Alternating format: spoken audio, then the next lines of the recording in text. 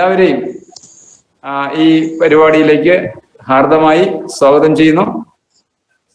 ഒരു നേരമെങ്കിലും മില്ലറ്റ് നിത്യഭക്ഷണമാക്കുവാൻ നമ്മുടെ കേരള ജനതയ്ക്ക് അറിവ് ലഭിക്കുകയാണെങ്കിൽ നിലവിലുള്ള അസുഖങ്ങളുടെ, പ്രത്യേകിച്ച് അരിയും ഗോതമ്പും പാലും പഞ്ചസാരയും അതുപോലെ തന്നെ ഈ സ്പൈസസും ഒക്കെ ഒഴിവാക്കിക്കൊണ്ടോ കുറച്ചുകൊണ്ടോ ആരോഗ്യകരമായ ഒരു ജീവിതത്തിന് തയ്യാറാക്കാനുള്ള ഒരു വലിയ ആരോഗ്യ വിദ്യാഭ്യാസം ഇവിടെ കൊടുക്കേണ്ടിയുണ്ട്. ആ പരിപാടിയിലേക്ക് നിങ്ങൾ ഏവരെയും ആ ഒരു ലക്ഷ്യവുമായിട്ടാണ് നമ്മൾ മുന്നോട്ട് പോകുന്നത്. എല്ലാവരെയും ഈ യജ്ഞത്തിലേക്ക് സ്വാഗതം ചെയ്യുന്നു. നന്ദി, നമസ്കാരം. ഷിനു സാറിനെ സ്നേഹപൂർവ്വം ഒന്നുകൂടി പരിചയപ്പെടുത്തിക്കൊണ്ട് ക്ലാസ് ആരംഭിക്കാൻ സ്നേഹപൂർവ്വം അഭ്യർത്ഥിക്കുന്നു.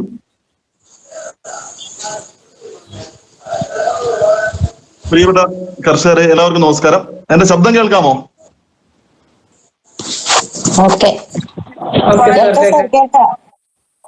ഓക്കെ.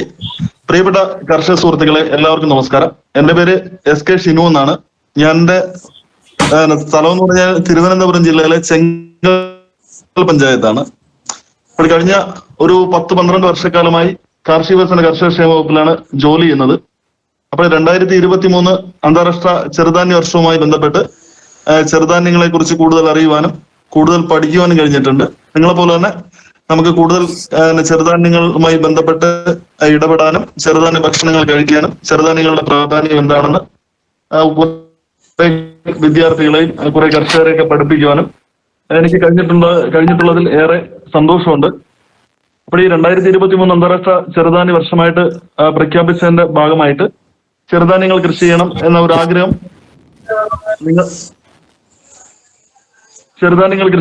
ആഗ്രഹം നിങ്ങൾ എല്ലാവരെയും പോലെ തന്നെ എന്റെ മനസ്സിലും ഉണ്ടായി. അപ്പോൾ എന്നെ സംബന്ധിച്ചിടത്തോളം നമ്മൾ വർക്ക് ചെയ്യുന്ന ഒരു ഗ്രാമപഞ്ചായത്തിലെ ഗ്രാമപഞ്ചായത്തിലെ കർഷകർക്ക് ചെറുധാന്യങ്ങളെ ഒന്ന് പരിചയപ്പെടുത്തണം. അപ്പോൾ ചെറുധാന്യങ്ങളെ കുറിച്ച് പരിചയപ്പെടുത്തണമെങ്കിൽ ഞാൻ ആ ശബ്ദം ഒന്ന് എല്ലാവരും മ്യൂട്ടാക്കണം. അപ്പോൾ പ്രിയപ്പെട്ട കർഷകരെ, അപ്പോൾ ഈ 2023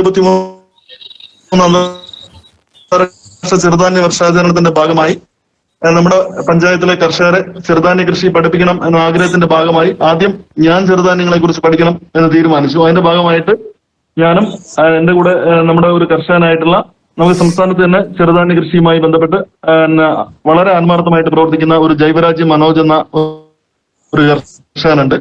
അപ്പോൾ അദ്ദേഹവുമായി നമ്മൾ മറ്റ് സംസ്ഥാനങ്ങളിൽ പോയി ചെറുധാന്യങ്ങളുടെ പ്രാധാന്യം പഠിക്കുകയുണ്ടായി.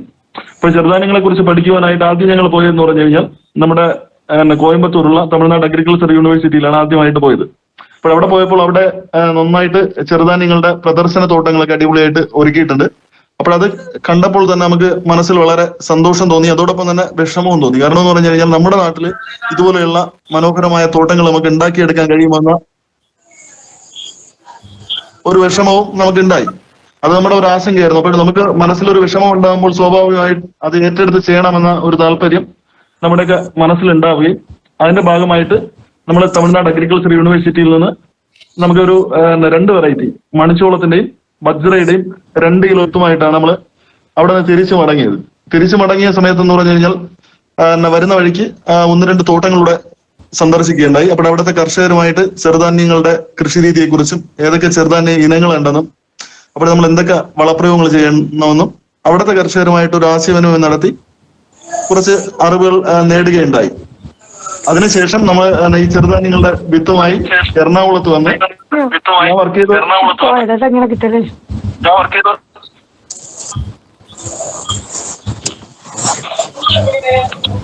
പ്രിയപ്പെട്ടവര് എല്ലാവരും ശബ്ദം ഒന്ന് മ്യൂട്ടാക്കണം.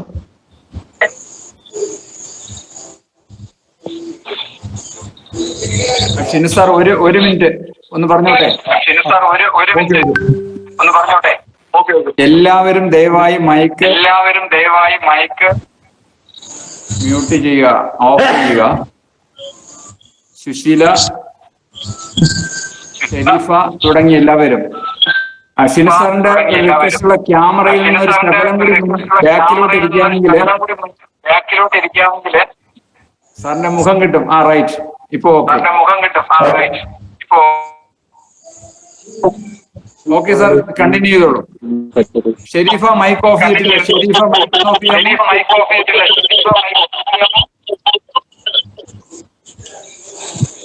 യെസ്, ദയവായി ആരും മൈക്ക് ഓൺ ചെയ്യരുത്. സുശീല, എല്ലാവരും മൈക്ക് ഓഫ് ചെയ്യുക. ഷിനു സാർ കണ്ടിന്യൂ ചെയ്യാം പ്ലീസ്. പ്രിയപ്പെട്ട കർഷകരെ, ഈ 2023 അന്താരാഷ്ട്ര ചെറുധാന്യ വർഷാചരണത്തിന്റെ ഭാഗമായി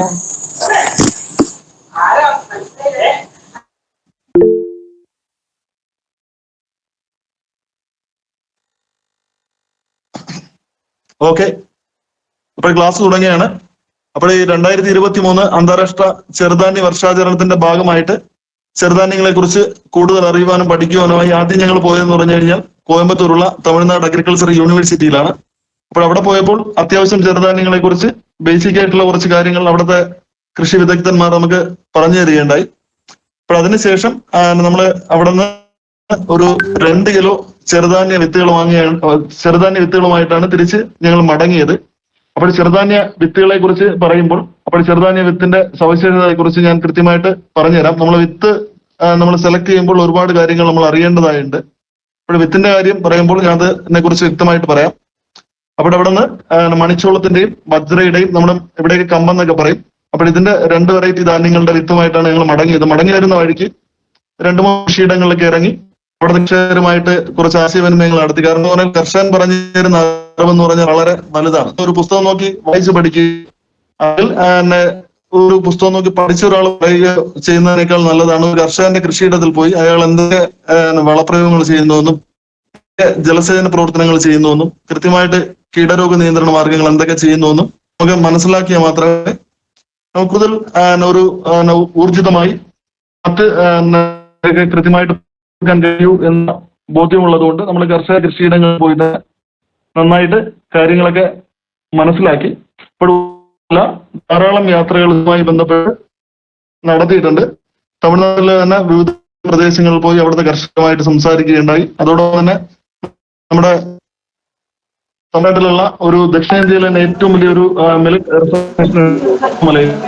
റാഗിയെ കുറിച്ചൊക്കെ റിസർച്ച് നടത്തുന്ന ഒരു സ്ഥലമാണ്. പോയി നമുക്ക് അത്യാവശ്യം ചെറുധാന്യങ്ങളുമായി ബന്ധപ്പെട്ട കാര്യങ്ങൾ കൃത്യമായിട്ടോടുകൂടി നമുക്ക് മനസ്സിലാക്കാൻ കഴിഞ്ഞിട്ടുണ്ട്. അപ്പോൾ അതിൻ്റെമായിട്ട് തിരിച്ച് മടങ്ങി നമ്മൾ ചെയ്തതെന്ന് പറഞ്ഞു കഴിഞ്ഞാൽ പരീക്ഷണ അടിസ്ഥാനത്തിൽ ഒരു 5 ഏക്കർ സ്ഥലത്ത് ചെറുധാന്യ കൃഷി ചെയ്യണമെന്ന ലക്ഷ്യത്തോടുകൂടി നിലമൊരുക്കി ഒരു 2-3 ഏക്കർ സ്ഥലത്ത് നമുക്ക് ആദ്യമായിട്ട് കൃഷി ആരംഭിക്കാൻ കഴിഞ്ഞിട്ടുണ്ട്. കേരളത്തിൽ ചെറുധാന്യ കൃഷി ആയിട്ട് മുന്നോട്ട് പോകും നമുക്ക് അറിഞ്ഞിരിക്കേണ്ട ഒരുപാട് കാര്യങ്ങൾ നമ്മൾ ആദ്യമായിട്ട് നമ്മുടെ പരീക്ഷണ കൃഷിയിൽ നിന്ന് തന്നെ നമുക്ക് മനസ്സിലാക്കാൻ കഴിഞ്ഞിട്ടുണ്ട്. അപ്പോൾ ചെറുധാന്യങ്ങൾ എന്ന് പറഞ്ഞാൽ പൊതുവെ നമ്മൾ വരൾച്ചയുള്ള സ്ഥലങ്ങളിലാണ് നമ്മൾ നട്ടു വളർത്തുന്നത്. പരമാവധി നമ്മുടെ കാല ചെറുധാന്യങ്ങളുടെ നമ്മൾ എടുത്ത് പരിശോധിക്കുകയാണെങ്കിൽ നമ്മുടെ ആഫ്രിക്കൻ രാജ്യങ്ങളിലും ഏഷ്യൻ രാജ്യങ്ങളിലൊക്കെ ഉഷ്ണമേഖല രാജ്യങ്ങളിൽ ചെറുധാന്യങ്ങൾ നന്നായിട്ട് കൃഷി ചെയ്ത് പോന്നിരുന്നത് നമ്മുടെ പൂർവികരായിട്ടുള്ള ഈ ഏഷ്യൻ രാജ്യങ്ങളിലെയും ആഫ്രിക്കൻ രാജ്യങ്ങളിലെയൊക്കെ ഉഷ്ണമേഖലാ പ്രദേശങ്ങളിൽ ജീവിച്ചിരുന്ന നമ്മുടെ പൂർവിക ചെറുധാന്യങ്ങളുടെ നന്മയും തിരിച്ചറിഞ്ഞു വന്നതാണ്. അവർ തിരിച്ചറിഞ്ഞതെന്ന് പറഞ്ഞു കഴിഞ്ഞാൽ ഒരുപാട് വർഷക്കാലം കേടുകൂടാതെ നിങ്ങൾ സൂക്ഷിക്കാൻ കഴിയുമെന്നും അതോടൊപ്പം തന്നെ ചെറുധാന്യങ്ങൾ മനുഷ്യൻ ഭക്ഷണമായിട്ട് ഉപയോഗിച്ചു കഴിഞ്ഞാൽ നമ്മുടെ മനുഷ്യന്റെ ഡെവലപ്മെന്റ്സിന് ആവശ്യമായ ധാരാളം വൈറ്റമിൻസും മിനറൽസും മറ്റു ന്യൂട്രിയൻസ് ഒക്കെ ധാരാളം പ്രദാനം ചെയ്യാൻ ഈ ചെറുധാന്യത്തിന് കഴിയുമെന്നും അതോടൊപ്പം തന്നെ നമുക്ക് കാലാവസ്ഥാ വ്യതിയാനങ്ങളെയൊക്കെ അതിജീവിച്ചുകൊണ്ട് വളർന്ന് നല്ല വിളവ് തരാനുള്ള ശേഷി ചെറുധാന്യങ്ങൾക്കുണ്ട് എന്നും നമ്മുടെ പൂർവികരായ ആൾക്കാർ അടയാളപ്പെടുത്തിയതിന്റെ അടിസ്ഥാനത്തിലാണ് ഇന്ന് ചെറുധാന്യങ്ങൾക്ക് നമ്മുടെ രാജ്യത്തും അതോടൊപ്പം തന്നെ ലോകമെമ്പാടും ഏറെ പ്രസക്തിയുള്ളത്. 2021 അന്താരാഷ്ട്ര ചെറുധാന്യ വർഷമായിട്ട് പ്രഖ്യാപിച്ചപ്പോൾ തന്നെ നമ്മുടെ ആഗോള വിപണികളിൽ ചെറുധാന്യ ഭക്ഷണങ്ങൾക്ക് ഏറെ പ്രസക്തി ഉണ്ടാവുകയും അതോടൊപ്പം തന്നെ ഭക്ഷണങ്ങളുടെ പ്രാധാന്യങ്ങളെ കുറിച്ച് ലോകമെമ്പാടും ചർച്ച ചെയ്യുകയുണ്ടായി. നമുക്കറിയാം കൂടുതൽ ചെറുധാന്യങ്ങൾ ഉത്പാദിപ്പിക്കുന്ന ഒരു രാജ്യമാണ് ഇന്ത്യ എന്നത്. അപ്പോൾ ഞാൻ തുടക്കത്തിൽ പറഞ്ഞു വന്നതെന്ന് പറഞ്ഞാൽ നമ്മുടെ ഉഷ്ണമേഖലാ പ്രദേശങ്ങളിലാണ് ചെറുധാന്യങ്ങൾ നന്നായിട്ട് തഴച്ചുന്നത്. അപ്പോൾ കേരളത്തിലെ ഒരു കാലാവസ്ഥ എന്ന് പറഞ്ഞു കഴിഞ്ഞാൽ നല്ല ഒരു ഉഷ്ണമേഖല ആ ഒരു പ്രദേശങ്ങളിൽ വരൾച്ച ഉണ്ടാവാറുണ്ട്. അതോടൊപ്പം തന്നെ മഴക്കാലം ഉണ്ടാവാറുണ്ട്. അതോടൊപ്പം തന്നെ മഞ്ഞുകാലം ഉണ്ടാവാറുണ്ട്. കേരളം എന്ന് പറഞ്ഞാൽ ഒരു സവിശേഷമായ ഒരു കാലാവസ്ഥയുള്ള സ്റ്റേറ്റാണ്.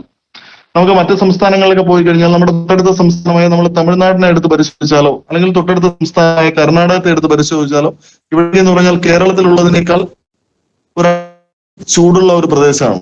ഞാൻ ഇന്ന് രാവിലെ തമിഴ്നാട്ടിലെ ഏകദേശം തിരുനെല്വേലിയുടെ അടുത്തുള്ള പ്രദേശങ്ങളൊക്കെ ഞാൻ സന്ദർശിച്ചാണ് ഇപ്പൊ എന്റെ വീട്ടിൽ ചെയ്തിട്ടുള്ളത്. കേരളത്തിൽ ഇപ്പം ഇപ്പം 7 മണി സമയമായപ്പോ എന്റെ വീട്ടിലൊക്കെ നന്നായിട്ട് മഴ പെയ്യുന്നുണ്ട്. നമ്മുടെ തമിഴ്നാട്ടിൽ എന്ന് പറഞ്ഞാൽ പെയ്ത് മാസങ്ങളായി. ഇവിടെ നിന്നൊരു 150-200 കിലോമീറ്റർ അപ്പുറത്ത് പോയി കഴിഞ്ഞാൽ മഴ പെയ്തിട്ട് മാസങ്ങളായിട്ടുണ്ട്. അപ്പോഴങ്ങനെ കാലാവസ്ഥ തന്നെ കേരളത്തിലെയും തമിഴ്നാട്ടിലും അല്ലെങ്കിൽ കേരളത്തിലെയും കർണാടകത്തിലെയും അല്ലെങ്കിൽ കേരളത്തിലെയും രാജസ്ഥാനിലെയും കാലാവസ്ഥ ഒരുപാട് ഡിഫറൻസ് ഉണ്ട്. അപ്പോൾ നമുക്ക് ഏറ്റവും കൂടുതൽ ധാന്യങ്ങൾ ഉത്പാദിപ്പിക്കുന്ന സംസ്ഥാനം എന്ന് പറഞ്ഞാൽ രാജസ്ഥാനാണ്. നമുക്കറിയാം നമ്മുടെ കൂടുതൽ മരുഭൂമിയുള്ള സംസ്ഥാനം, നമ്മുടെ രാജ്യത്ത് ഏറ്റവും കൂടുതൽ വരൾച്ചയുള്ള സംസ്ഥാനം, നമ്മുടെ രാജ്യത്ത് ഏറ്റവും കുറച്ച് മഴ ലഭിക്കുന്ന സംസ്ഥാനം, ജലക്ഷാമം അല്ലെങ്കിൽ ജലദൗർലഭ്യം നേരിടുന്ന ഒരു സംസ്ഥാനമാണ് രാജസ്ഥാൻ എന്നത്. ഇപ്പോൾ രാജസ്ഥാനിലാണ് രാജ്യത്ത് ഏറ്റവും കൂടുതൽ ചെറുധാന്യങ്ങൾ ഉൽപാദനത്തിൽ 1-ാം സ്ഥാനത്ത് നിൽക്കുന്നത്. അങ്ങനെയാണ് ഈ മഴ വരൾച്ചയുള്ള ഏറ്റവും കൂടുതൽ മരുഭൂമിയുള്ള ജലക്ഷാമം നേരിടുന്ന ജലദൗർലഭ്യം നേരിടുന്ന ഒരു സംസ്ഥാനം ചെറുധാന്യ ഉൽപാദനത്തിൽ വലിയ വർധനം ഉണ്ടാക്കാൻ കഴിഞ്ഞത് എങ്ങനെയാണെന്ന് നമ്മൾ ചെയ്യേണ്ടതാണ്. കാരണം പറഞ്ഞു കഴിഞ്ഞാൽ ചെറുധാന്യങ്ങൾക്ക് കുറച്ച് വെള്ളം മതി എന്നതാണ് ചെറുധാന്യങ്ങളെ മറ്റ് കാർഷിക വിളകളിൽ നിന്നും വ്യത്യസ്തമാക്കുന്നത്. നമുക്കറിയാം നമ്മളിപ്പം വാഴയായാലും പച്ചക്കറി ആയാലും നെല്ലായാലും മലയാളികൾ മുഖ്യമായി ഭക്ഷിക്കുന്ന എല്ലാത്തരം ഭക്ഷ്യ വിളകളായാലും അത് കൃഷി ചെയ്യുന്ന ചിട്ടയായിട്ടുള്ള ജലസേചനം നമ്മൾ നടത്തണം. ഇപ്പം മഴക്കാലത്താണെങ്കിൽ ജലസേചനം നടത്തേണ്ട ആവശ്യമില്ല. മഴയില്ലാത്ത ദിവസങ്ങളിൽ ഒരു 1-2 വിട്ട ദിവസങ്ങളിൽ ജലസേചനം നടത്തിയാൽ മാത്രമേ നമുക്ക് എന്തെങ്കിലും വിളവ് അതിൽ നിന്ന് ഉണ്ടാക്കിയെടുക്കാൻ കഴിയൂ. അപ്പോൾ മറ്റ് സംസ്ഥാനങ്ങളിലൊക്കെ മഴ കുറവുണ്ടായിരുന്നിട്ട് പോലും അവിടെയൊക്കെ നന്നായിട്ട് മിലറ്റ് ഉൽപ്പാദിപ്പിക്കാൻ കഴിയുന്നുണ്ട്. അപ്പോൾ നമുക്ക് കേരളത്തിലേക്ക് വന്നു കഴിഞ്ഞാൽ ഞാനിനി വർക്ക് ചെയ്ത പഞ്ചായത്തിനെ കുറിച്ച് പറയാം. എന്റെ പഞ്ചായത്ത് എന്ന് പറഞ്ഞാൽ എറണാകുളം ജില്ലയിലെ ഒരു തീരദേശ പഞ്ചായത്തായിരുന്നു ഈ കോട്ടുള്ളി പഞ്ചായത്ത് എന്നത്. പറവൂർ നിയോജക മണ്ഡലത്തിലെ ഒരു പഞ്ചായത്താണ്. അവിടെ എറണാകുളം ജില്ലയിലെ തീരദേശ മേഖലയിൽപ്പെട്ട കൃഷിയിടങ്ങളിലെ മണ്ണെന്ന് പറഞ്ഞാൽ ജൈവാംശം വളരെ കുറവാണ്. അപ്പോൾ മണൽ കൃഷി ചെയ്യുന്നത് നമുക്ക് മറ്റ് ജൈവാംശമുള്ള ഒരു സ്ഥലത്ത് കൃഷി ചെയ്യുന്നതിനേക്കാൾ ഏറെ പ്രയാസകരമാണ്. ന്യൂട്രിയൻസ് ഒക്കെ വളരെയാണ്. മണ്ണിന്റെ pH എന്ന് പറഞ്ഞു കഴിഞ്ഞാൽ കൃത്യമായിട്ട് ഒരു ബാലൻസിങ് അല്ല. അപ്പോൾ കൃത്യതയോട് കൂടിയുള്ള കുമ്മായ വസ്തുക്കളൊക്കെ നമ്മൾ മണ്ണിൽ ചേർത്ത് ആദ്യമായി നമ്മൾ ചെറുധാന്യ കൃഷിക്കായി സ്ഥലം തിരഞ്ഞെടുത്തപ്പോൾ നല്ല സൂര്യപ്രകാശമുള്ള സ്ഥലമായിരിക്കണം കൃഷിക്കായി നമ്മൾ തിരഞ്ഞെടുക്കേണ്ടത്. നമുക്കറിയാം പല കർഷകരും ഓരോ കാർഷിക വിളകൾ നടുന്നതെന്ന് പറഞ്ഞു കഴിഞ്ഞാൽ തണലുള്ള സ്ഥലങ്ങളിലൊക്കെ നടുന്ന കർഷകരുണ്ട്. അതോടൊപ്പം തന്നെ നല്ല സൂര്യപ്രകാശമുള്ള സ്ഥലത്ത് ഇടുന്നവരുണ്ട്. ചില സ്ഥലത്തിന്റെ ദൗർലഭ്യം ഉണ്ടായിരിക്കാൻ ചിലപ്പോൾ അങ്ങനെയൊക്കെ ചെയ്യുന്നത്. പക്ഷെ എന്നാൽ പോലും ചെറുധാന്യ കൃഷിക്ക് ഏറ്റവും നന്നായിട്ട് സൂര്യപ്രകാശം കിട്ടുന്ന ഒരു സ്ഥലമായിരിക്കണം നമ്മൾ തിരഞ്ഞെടുക്കേണ്ടത്. പിന്നെ രണ്ടാമത്തെ കാര്യം എന്ന് പറഞ്ഞാൽ വെള്ളക്കെട്ടില്ലാത്ത സ്ഥലമായിരിക്കണം. ഇപ്പോൾ മഴക്കാലമാണ്. കേരളത്തെ സംബന്ധിച്ചിടത്തോളം 365 ദിവസവും ചെറുധാന്യങ്ങൾ നന്നായിട്ട് കൃഷി ചെയ്യാൻ പറ്റും. പക്ഷെ മഴക്കാലത്ത് കൃഷി ചെയ്യുമ്പോൾ കർഷകർ ഏറെ ശ്രദ്ധാപൂർവം കൃഷി ചെയ്യേണ്ട ഒരു കാർഷിക ചെറുധാന്യങ്ങൾ എന്നത്. മറ്റു കാർഷിക വിളകൾ ഇപ്പൊ പച്ചക്കറി വിളകളായാലും മഴക്കാലത്ത് കൃഷി ചെയ്യുമ്പോൾ നമ്മൾ വെള്ളക്കെട്ടുള്ള സ്ഥലങ്ങളാണെങ്കിൽ വെള്ളത്തിന് മുകളിൽ ഭാരങ്ങൾ 2-3 ഉയരമുള്ള അല്ലെങ്കിൽ 2.5 അടി ഉയരമുള്ള വാരങ്ങൾ എടുത്തുകൊണ്ട് വാരത്തിന് മുകളിൽ നന്നായിട്ട് കുമ്മായ വസ്തുക്കളൊക്കെ ചേർത്ത് മണ്ണിന്റെ pH കൃത്യമായിട്ട് ബാലൻസ് ചെയ്ത് അതിനുശേഷം ഒരു 10 മുതൽ 15 ദിവസം കഴിഞ്ഞ് നന്നായിട്ട് ജൈവവളങ്ങളൊക്കെ ചേർത്ത് ഇപ്പൊ രാസകൃഷിയൊക്കെ ചെയ്യുന്നവരാണെങ്കിൽ ചെറിയ അളവിൽ രാസവളങ്ങളൂടെ കൊടുത്തുകൊണ്ട് വേണമെങ്കിൽ കൃഷി ചെയ്യാം. ഓർഗാനിക് ആയിട്ട് കൃഷി ചെയ്യുന്നവർക്ക് പൂർണ്ണമായിട്ട് ജൈവവളങ്ങളൊക്കെ കൊടുത്തുകൊണ്ടും കൃഷി ചെയ്യാം. ഞാൻ രാസവളങ്ങളുടെ കാര്യം പറഞ്ഞതെന്ന് പറഞ്ഞാൽ ഇതിൽ ജൈവ കൃഷി ഇഷ്ടപ്പെടുന്ന ഒരുപാട് ആൾക്കാർ ചിലപ്പോൾ ഈ ക്ലാസ് കേൾക്കുന്നുണ്ടാവും. അപ്പോൾ അവർക്കും എങ്ങനെ ഓർഗാനിക് ആയിട്ടുള്ള രീതിയിലും കൃഷി ചെയ്യാമെന്ന് ഞാൻ പറയുന്നതാണ്, കൃത്യമായി പറഞ്ഞതാണ്. അപ്പൊ ഇതെന്ന് പറഞ്ഞു കഴിഞ്ഞാൽ ഒരു തീരദേശ പഞ്ചായത്താണ്, മണൽ മണ്ണാണ്. ന്യൂട്രിയൻസിന്റെ ഒക്കെ അഭാവം നമ്മുടെ മണ്ണിൽ വളരെ കൂടുതലാണ്. അപ്പോൾ അങ്ങനെയുള്ള ഒരു സിറ്റുവേഷനിൽ എന്ന് പറഞ്ഞു കഴിഞ്ഞാൽ നമുക്ക് ജൈവവളം നമ്മൾ സാധാരണ കൊടുക്കുന്നതിന്റെ ഒരു 2 ഇരട്ടി ജൈവവളം കൊടുത്താൽ പോലും നമുക്ക് പ്രാണങ്ങളുടെയും അതോടൊപ്പം തന്നെ സൂക്ഷ്മ മൂലകങ്ങളുടെ ഒക്കെ ഒരു കുറവ് നമ്മുടെ കൃഷിയിടങ്ങളിൽ അനുഭവപ്പെടുന്നു. കാരണം നമ്മളൊരു പച്ചക്കറി നട്ടാൽ പോലും മഴ പെയ്തു കഴിഞ്ഞാൽ വളരെ പെട്ടെന്ന് തന്നെ മണൽ മണ്ണായതുകൊണ്ട് മണ്ണിൽ എടുക്കുന്ന ജൈവാംശം പെട്ടെന്ന് ഒലിച്ചു പോയി ചെടികളെല്ലാം മഞ്ഞളിക്കുന്ന ഒരു മണ്ണാണ്. അതുമാത്രമല്ല മറ്റൊരു പ്രശ്നം എന്ന് പറഞ്ഞാൽ നല്ല വെയിലുള്ള സമയത്ത് നമുക്ക് ഒരു 2 മണിക്കൂർ സൂര്യപ്രകാശം മണ്ണിൽ തട്ടിയാൽ അവിടെ കാല് വെച്ച് കഴിഞ്ഞാൽ കാല് പൊള്ളി. വേണമെങ്കിൽ നിലക്കടല ആ മണലിട്ടാണെങ്കിൽ മണലിന്റെ നിലക്കടല വറുത്ത് കഴിക്കാം. അത്രയ്ക്ക് ചൂടുള്ള ഒരു മണ്ണാണ്. അപ്പോൾ അങ്ങനെയുള്ള ഒരു മണ്ണിൽ നമ്മൾ പരീക്ഷണാടിസ്ഥാനത്തിൽ ഈ മില്ലറ്റ് കൃഷി ചെയ്തപ്പോൾ നമുക്ക് നന്നായിട്ട് വിജയിക്കാൻ കഴിഞ്ഞു എന്നതാണ്. കാരണം എന്ന് പറഞ്ഞു കഴിഞ്ഞാൽ നമ്മൾ ഈ മണൽ നമ്മൾ ചെയ്ത ഒരു പ്രിപ്പറേഷൻ എന്ന് പറഞ്ഞു കഴിഞ്ഞാൽ നന്നായിട്ട് ജൈവവളം ചേർത്തു. സാധാരണ പച്ചക്കറി കൃഷിയൊക്കെ ചെയ്യുന്ന പോലെ നമ്മൾ ഒരു നോർമൽ സ്ഥലത്ത് നല്ല ജൈവാംശമുള്ള ഒരു സ്ഥലത്ത് ചെയ്യുന്നതിന്റെ ഡബിൾ 2 ഇരട്ടി ജൈവ മണൽ. അതോടൊപ്പം തന്നെ ചെറിയ രാസവളം അത്യാവശ്യമായിട്ടുണ്ട്. കാരണം എന്ന് പറഞ്ഞാൽ ഒരു ചെടിയുടെ വളർച്ചയ്ക്ക് ആവശ്യമായ നൈട്രജൻ പ്രദാനം ചെയ്യുന്നതിന് വേണ്ടി നമുക്ക് നൈട്രജൻ അടങ്ങിയിട്ടുള്ള യൂറിയ ചെറിയ അളവ് ഒരു 1 സ്പൂണൊക്കെ ഒരു 10 ഗ്രാമൊക്കെ ചെടിയുടെ ഇട്ട് കൊടുക്കുക. കാരണം ചെടി നന്നായിട്ട് വളർന്നു വരാൻ വേണ്ടിയാണ്. നമുക്കിപ്പം ജൈവകൃഷിയൊക്കെ ചെയ്യുന്ന കർഷകരാണെങ്കിൽ നമുക്കിപ്പം രാസവളങ്ങൾ ഒഴിവാക്കണം എന്ന ആഗ്രഹമുള്ളവരാണെങ്കിൽ നമുക്ക് യൂറിയക്ക് പകരമായിട്ട് നമുക്ക് വേണമെങ്കിൽ നമുക്ക് കോഴിവളം കൊടുക്കാം. ഏറ്റവും കൂടുതൽ നൈട്രജൻ അടങ്ങിയിട്ടുള്ള ഒരു ജൈവവളമാണ് കോഴിവളം. അപ്പോൾ മണ്ണൊരുക്കുന്ന സമയത്ത് തന്നെ നമ്മൾ ആദ്യം മണ്ണ് 1 സെന്റിന് ഒരു 2.5 മുതൽ 3 കിലോ കുമ്മായ വസ്തുക്കൾ. നമ്മൾ എപ്പോഴും ശ്രദ്ധിച്ചോളണം, കേരളത്തിലെ മണ്ണെന്ന് പറഞ്ഞാൽ അസിഡിറ്റി ഉള്ള ഒരാണ്. അപ്പോൾ അസിഡിറ്റി ഉള്ള മണ്ണ് അല്ലെങ്കിൽ പുളിപ്പുള്ള മണ്ണില് നമ്മൾ എന്ത് വിള നട്ടാലും നമ്മുടെ മണ്ണിലടങ്ങിയ ജൈവാംശങ്ങൾ വലിച്ചെടുത്താൽ മാത്രമേ നന്നായിട്ട് വളർന്നു വരൂ. അപ്പോൾ ചെറുധാന്യങ്ങളുടെ കാര്യത്തിലായാൽ പോലും നന്നായിട്ട് കൃഷിസ്ഥലം നല്ല സൂര്യപ്രകാശമുള്ള സ്ഥലം തിരഞ്ഞെടുക്കുക. തിരഞ്ഞെടുത്ത ശേഷം നമുക്ക് വെള്ളക്കെട്ടുള്ള സ്ഥലമാണെങ്കിൽ വാരങ്ങൾ കോരുക. അപ്പോൾ കോരുന്നതിന് മുന്നോടിയായി തന്നെ കൃഷി നന്നായിട്ട് കിളച്ച് 1 സെന്റിന് ഒരു 2.5 മുതൽ 3 കിലോ കുമ്മായ വസ്തുക്കൾ മണ്ണിൽ ചേർക്കണം. കുമ്മായ വസ്തുക്കൾ എന്ന് പറഞ്ഞു കഴിഞ്ഞാൽ നമുക്ക് കുമ്മായം നമുക്ക് കടകളിൽ നിന്ന് കിട്ടും. അതുപോലെ നമുക്ക് ഡോൾ എന്ന് പറയുന്ന പൊടിച്ചുണ്ടാക്കുന്ന ഒരു വളമാണ്. വളമല്ല, ഒരു ക്ലൈമിംഗ് മെറ്റീരിയൽ ആണ്. അത് നമുക്ക് വേണമെങ്കിൽ ചേർക്കാം. അപ്പൊ തന്നെ കക്കപ്പൊടി നമ്മുടെ എറണാകുളം ഭാഗത്ത് ആലപ്പുഴ ഇതുപോലെ തൃശ്ശൂർ തീരദേശ മേഖലകളിലൊക്കെ സുലഭമായിട്ട് കക്കപ്പൊടിയൊക്കെ നമുക്ക് കിട്ടുന്നുണ്ട്. അപ്പോൾ ഇതിലേതെങ്കിലും ഒരു കുമ്മായ നമുക്ക് അടിവളമായി മണ്ണിൽ ചേർക്കാവുന്നതാണ്. നമ്മൾ കുമ്മായ വസ്തു നമ്മൾ തിരഞ്ഞെടുക്കുമ്പോൾ നമ്മൾ എപ്പോഴും ശ്രദ്ധിക്കണം, കർഷക വില കുറഞ്ഞതും കൃഷിയിടത്തിന്റെ ഏറ്റവും അടുത്ത് ലഭിക്കുന്നതും നമുക്ക് സുലഭമായി കിട്ടുന്ന ഏതെങ്കിലും ഒരു കുമ്മായ വസ്തു നമുക്ക് സെലക്ട് ചെയ്ത് ശാസ്ത്രീയമായി പറയുകയാണെങ്കിൽ ഇത് നമുക്കൊരു സ്ഥലത്ത് നമ്മുടെ കൃഷിയിടത്തിലെ മണ്ണിലടങ്ങിയിട്ടുള്ള pH നിർവീര്യമാക്കാനുള്ള കുമ്മായ വസ്തുവിന്റെ എഫിഷ്യൻസി പറയുന്ന പേരാണ് ന്യൂട്രലൈസിങ് വാല്യൂ എന്നാണ് അതിന് ഇംഗ്ലീഷിൽ പറയുന്നത്. അപ്പോൾ ന്യൂട്രലൈസിങ് വാല്യൂ ഏറ്റവും കൂടിയ കുമ്മായ വസ്തു എന്നത് കുമ്മായം തന്നെയാണ്. അത് കഴിഞ്ഞ് ഡോളമൈറ്റ് ആണ്. അത് കഴിഞ്ഞാണ് കക്കപ്പൊടി വരിക. പക്ഷെ ഞാൻ ഇന്ന് കുമ്മായ വസ്തു മണ്ണിൽ ഉപയോഗിക്കണമെന്ന് ഞാൻ ഒരിക്കലും പറയില്ല. കർഷകൻ ഏറ്റവും വില കുറച്ച് കിട്ടുന്നതും കൃഷിയിടത്തിന് അടുത്ത് കിട്ടുന്നതായ ഒരു കുമ്മായ വസ്തു വാങ്ങി ഉപയോഗിക്കുക. അത് കർഷകന് തിരഞ്ഞെടുക്കാനുള്ള അവകാശമുണ്ട്. അത് കർഷകന് ഇഷ്ടമുള്ള കുമ്മായ വസ്തു തിരഞ്ഞെടുക്കുക. പക്ഷെ നമ്മൾ നിലമൊരുക്കുന്ന സമയത്ത് നിർബന്ധമായും 1 സെന്റിന് ഒരു 2.5 മുതൽ 3 കിലോ കുമ്മായ വസ്തുക്കൾ അടിവളമായി നമ്മൾ മണ്ണിൽ ചേർത്ത് കൊടുക്കണം. അപ്പോൾ കുമ്മായ വസ്തുക്കൾ നമ്മൾ മണ്ണിൽ ചേർത്ത് കഴിഞ്ഞാൽ നമുക്കൊരു 10 മുതൽ 15 ദിവസം കഴിഞ്ഞ് മാത്രമേ കൃഷി ചെയ്യാൻ കഴിയും. ഇപ്പൊ ഡോളമൈറ്റ് ഒക്കെ ആണെങ്കിൽ പാറപ്പൊടിയാണ്. നമുക്ക് നേരിട്ട് ചില ഇടങ്ങളിലൊക്കെ നേരിട്ട് ഡോളമൈറ്റ് ഇട്ടുകൊണ്ട് പല കർഷകരും കൃഷി ചെയ്യുന്നു. പക്ഷെ എന്നാൽ പോലും നമ്മുടെ മണ്ണിലെ pH കൃത്യമായിട്ട് ബാലൻസ് ചെയ്യണമെങ്കിൽ കുറഞ്ഞത് ഒരു 10 മുതൽ 15 നമുക്ക് അങ്ങനെ വെയിറ്റ് ചെയ്ത് കൃഷി ചെയ്യുന്നതായിരിക്കും കുറച്ചുകൂടി നല്ലത്. കാരണം എന്ന് പറഞ്ഞു കഴിഞ്ഞാൽ ഒരു ചെടി മുളച്ച് വളർന്നു വരുന്ന സമയത്ത് അല്ലെങ്കിൽ വേര് മണ്ണിലേക്ക് ആഴ്ന്നിറങ്ങുന്ന സമയത്ത് മണ്ണിന്റെ pH കൃത്യമായിട്ട് ബാലൻസ് ചെയ്തില്ല എങ്കിലുള്ള പ്രശ്നം എന്ന് പറഞ്ഞാൽ നമ്മുടെ വേരുകളൊക്കെ ദ്രവിച്ചു പോകാനുള്ള സാധ്യതയുണ്ട്. അസിഡിറ്റി ഉള്ള മണ്ണിൽ വേരുകൾ മണ്ണിലേക്ക് ആഴ്ന്നിറങ്ങുന്ന സമയത്ത് നമ്മുടെ വേരുപടലങ്ങളൊക്കെ ദ്രവിച്ചു പോകാനുള്ള സാധ്യതയുണ്ട്. പിന്നെ രണ്ടാമത്തെ കാര്യം എന്ന് പറഞ്ഞാൽ മണ്ണിലടങ്ങിയിട്ടുള്ള ന്യൂട്രിയൻസ് ഒന്നും ചെടികളൊന്നും വലിച്ചിട്ടില്ല. പുളിപ്പുള്ള മണ്ണിൽ നിന്ന് ഒരു വെള്ളം വലിച്ചെടുക്കാതെ ചെടിയുടെ വളർച്ച മുരടിച്ച് നമുക്ക് പലപ്പോഴും കൃഷിഭവനിലൊക്കെ വന്ന് പല കർഷകരും നിങ്ങളുടെ തൈകളൊന്നും വളർന്നു വരുന്നില്ല, വളർച്ച മുരടിച്ച് നിൽക്കുന്നു, ഗുണമേ ഇല്ലാത്ത തൈയാണ് എന്നൊക്കെ പരാതികൾ പറയാറുണ്ട്. പല കാര്യങ്ങൾ നിൽക്കാന്. പക്ഷെ അതിലൊരു കാരണം എന്ന് പറഞ്ഞു കഴിഞ്ഞാൽ നമ്മുടെ മണ്ണിലടങ്ങിയിട്ടുള്ള മണ്ണിലെ pH കൃത്യമായിട്ട് ബാലൻസ് ചെയ്യത്തോണ്ടാണ്. pH നമ്മൾ കൃത്യമായിട്ട് നിർവീര്യമാക്കിയാൽ മാത്രമേ നമ്മൾ മണ്ണിൽ കൊടുക്കുന്ന വളങ്ങളെല്ലാം അടിവളമായി കൊടുക്കുന്ന വളങ്ങളെല്ലാം വലിച്ചെടുത്തുകൊണ്ട് ചെടികൾക്ക് നന്നായിട്ട് വളർന്നു വരാൻ കഴിയും. അപ്പോൾ നമ്മൾ മണ്ണിൽ pH കുമ്മായ വസ്തുക്കളൊക്കെ ചേർത്ത് ഒരു 10 മുതൽ 15 ദിവസം കഴിഞ്ഞ് നമുക്ക് ജൈവവളം ചേർക്കണം. ഒരു കാരണവശാലും കുമ്മായ വസ്തുക്കളും നമ്മുടെ ജൈവവളവും ഒരു ചേർക്കാൻ പാടില്ല. കുമ്മായ വസ്തുക്കളൊക്കെ ഇട്ടതിന് ശേഷം 10-15 ദിവസം കഴിഞ്ഞ് മാത്രമേ നമുക്ക് ജൈവവളങ്ങൾ ഇടാൻ പാടുള്ളൂ.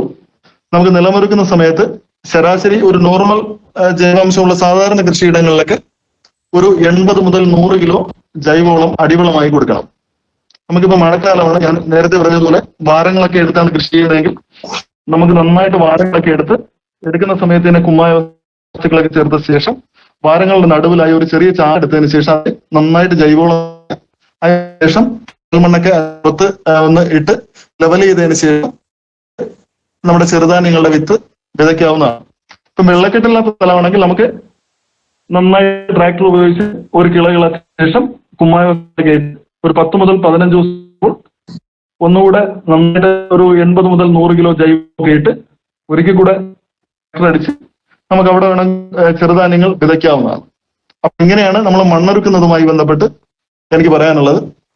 അപ്പോൾ നമ്മൾ ഏറ്റവും പ്രധാനമായിട്ട് ശ്രദ്ധിക്കേണ്ടതെന്ന് പറഞ്ഞാൽ കുമ്മായ വസ്തുക്കൾ ചേർക്കുക, നന്നായിട്ട് അടിവളം കൊടുക്കണം. അടിവളം കൊടുത്താൽ ചെറുധാന്യങ്ങൾക്ക് നന്നായിട്ട് വളർന്നു വരാൻ പറ്റും. ചെറുധാന്യങ്ങൾ മാത്രമല്ല, ഏതൊരു കാർഷിക വിളയും കൃഷിയായിട്ട് നമ്മൾ ഒരുക്കുന്ന സമയത്ത് അടിവളം നിർബന്ധമായി കൊടുത്തിരിക്കണം. കാരണം വിത്ത് വിതച്ച് നമ്മുടെ മണ്ണിലുള്ള ഈർപ്പം നമ്മുടെ വിത്തിൽ തട്ടുമ്പോൾ അല്ലെങ്കിൽ നമ്മൾ നനവെടുക്കുമ്പോൾ നമ്മുടെ കുതിർന്ന് മുള പൊട്ടി മണ്ണിലേക്ക് വേരിങ്ങനെ ആഴ്ന്നിറങ്ങുന്ന സമയത്ത് മണ്ണിൽ ജൈവാംശം ഉണ്ടെങ്കിൽ മാത്രമേ നമ്മുടെ മണ്ണിലെ എനർജി എല്ലാം വലിച്ചുകൊണ്ട് ചെടിക്ക് നന്നായിട്ട് വളർന്നു വരാൻ കഴിയും.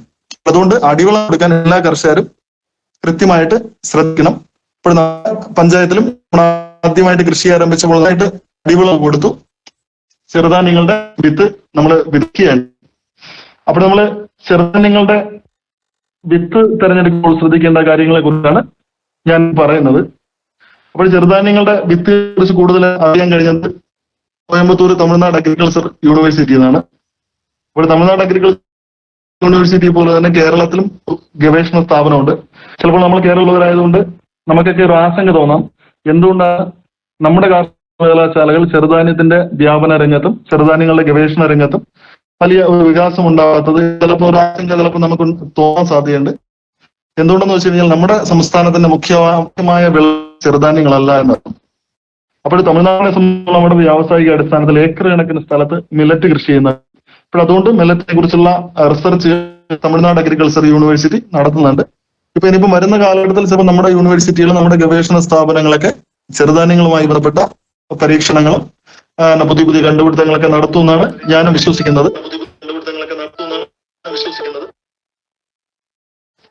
അപ്പോൾ അതിനുശേഷം നമ്മൾ തമിഴ്നാട് അഗ്രികൾച്ചർ യൂണിവേഴ്സിറ്റിയുടെ ആസ്ഥാനം കോയമ്പത്തൂരാണ്. അപ്പോൾ കോയമ്പത്തൂരിൽ നിന്ന് നമുക്ക് ചെറുധാന്യ വിത്തുകളെ കുറിച്ച് നമുക്ക് അറിയാൻ കഴിഞ്ഞു. ചെറുധാന്യ വിത്തുകളെ കുറിച്ച് ഒരു കർഷകൻ അന്വേഷിക്കുമ്പോൾ ആദ്യം മനസ്സിലാക്കേണ്ടതെന്ന് പറഞ്ഞാൽ ഏതൊക്കെ ചെറുധാന്യ വിത്തുകൾ ഉണ്ട് എന്നതാണ്. അല്ല, പരമ്പരാഗതമായി നാടുകളിലെല്ലാം കൃഷി ചെയ്യുന്നത് കേരളം എന്ന് പറഞ്ഞു കഴിഞ്ഞാൽ നമ്മുടെ കേരളത്തിന്റെ ചെറുധാന്യ ഹൃദയം എന്നറിയപ്പാടിയാണ്.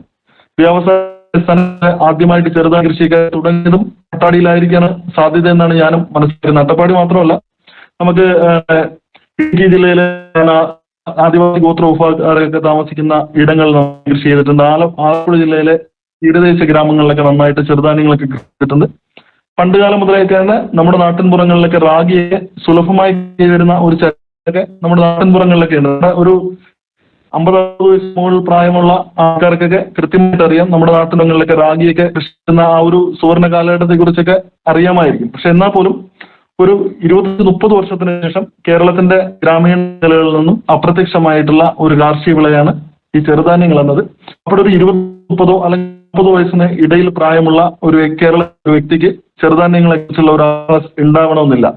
കാരണം എന്ന് പറഞ്ഞു കഴിഞ്ഞാൽ ഒരു കുഞ്ഞ് ജനിച്ച് അവൻ ആദ്യം കൊടുക്കുന്ന ഭക്ഷണം ചെറുധാന്യങ്ങൾ, നമ്മൾ അരിയാഹാരങ്ങൾ കൊടുക്കാറുണ്ട്. പക്ഷെ എന്നാലും നമ്മൾ മുലപ്പാലിന് ബദലായിട്ട് നമ്മൾ കൊടുക്കുന്ന അവന്റെ ഒരു കുഞ്ഞ് ജനിച്ചു കഴിഞ്ഞാൽ അവന്റെ ആരോഗ്യം സംരക്ഷിക്കുന്നതിന് വേണ്ടി കൊടുക്കുന്ന ഏറ്റവും നല്ല ഭക്ഷണമാണ് റാഗി കൊണ്ടുള്ള കുറുക്കുന്നത്. അപ്പോൾ നമ്മുടെ അമ്മമാർക്കെല്ലാം കൃത്യമായിട്ട് അറിയാം. അപ്പോൾ ഒരു കുട്ടി കഴിഞ്ഞാൽ അവന് ഒരു പ്രസവിച്ചു കഴിഞ്ഞാൽ കുറച്ചു കാലം മുലപ്പാൽ കൊടുക്കാറ്. മുലപ്പാലിന്റെ ലഭ്യത ചെയ്യുമ്പോൾ സ്വാഭാവികമായിട്ട് നമ്മുടെ റാഗി അരച്ച് കുറുക്കാക്കി കാച്ചിയെടുക്കുന്ന റാഗി കുറുക്കാണ് കൊച്ചുകുട്ടികൾക്ക് ഏറ്റവും നല്ല ഭക്ഷണമായിട്ട് അവന്റെ ആരോഗ്യ സംരക്ഷണത്തിന് വേണ്ടി കൊടുത്തിരുന്നത്. അപ്പോൾ പഴയകാല ആൾക്കാർക്കൊക്കെ ഈ ചെറുധാന്യ വിത്തുകളെ കുറിച്ചൊക്കെ അത്യാവശ്യം അറിയാം. പക്ഷെ എന്നാൽ പോലും ഇന്നത്തെ യുവതലമുറ ന്യൂജൻ ഒരു ഏതിൽപ്പെട്ട ആൾക്കാർക്ക് ചെറുധാന്യങ്ങളെ കുറിച്ച്, ചെറുധാന്യ ഭക്ഷണങ്ങളുടെ പ്രാധാന്യത്തെ കുറിച്ചോ ചെറുധാന്യ വിത്തിനങ്ങളെ കുറിച്ചൊന്നും വലിയ പരിചിതമല്ല. അപ്പോൾ നമുക്ക് കേരളത്തിൽ പരമ്പരാഗതമായി നമുക്ക് നാടൻ വിത്തനങ്ങളാണ് പണ്ട് മുതൽ നമ്മൾ കൃഷി ചെയ്യുന്നത്. കാരണം മഴയെ ആശ്രയിച്ചുകൊണ്ടുള്ള കൃഷി രീതികളാണ് കേരളത്തിൽ മാത്രമല്ല ലോകമെമ്പാടും മഴയെ ആശ്രയിച്ചുകൊണ്ടുള്ള ചെറുധാന്യ കൃഷികളാണ് നടത്തി പോന്നിരുന്നത്. എന്നാലും നാടൻ വിത്തനങ്ങളെ പോലെ തന്നെ നമുക്ക് കൂടുതൽ വിളവ് കിട്ടുന്ന അല്ലെങ്കിൽ കൂടുതൽ ഉത്പാദന ശേഷിയുള്ള നമുക്ക് ഹൈബ്രിഡ് വിത്തുണ്ട്. അതോടൊപ്പം തന്നെ ഇംപ്രൂവ്ഡ് വെറൈറ്റി വിത്തുകളുമുണ്ട്. അപ്പോൾ വിത്തിനങ്ങളെ കുറിച്ചാണ് ഞാൻ ഇനി പറയുന്നത്. എന്തെങ്കിലും സംശയം ഉണ്ടെങ്കിൽ അവസാനം നോട്ട് ചെയ്തിട്ട് ചോദിച്ചു പറഞ്ഞുതരാം. നമ്മൾ ചെറുധാന്യങ്ങളെ സംബന്ധിച്ചിടത്തോളം ഞാൻ ഇപ്പം സൂചിപ്പിച്ചു, നമുക്ക് നാടൻ വിത്തുകളുണ്ട്. നാടൻ വിത്തുകൾ എന്ന് പറഞ്ഞു കഴിഞ്ഞാൽ പരമ്പരാഗതമായി നമുക്ക് കൈമാറി വന്ന വിത്തുകളാണ്. പരമ്പരാഗതമായി നമ്മൾ പൂർവികരൊക്കെ കൈമാറി വന്ന വിത്തുകളാണ് ഈ നാടൻ വിത്തുകൾ എന്ന് പറയുന്നത്.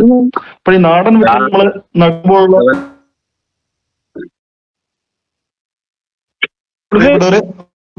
മ്യൂട്ട് ചെയ്യണം കേട്ടോ.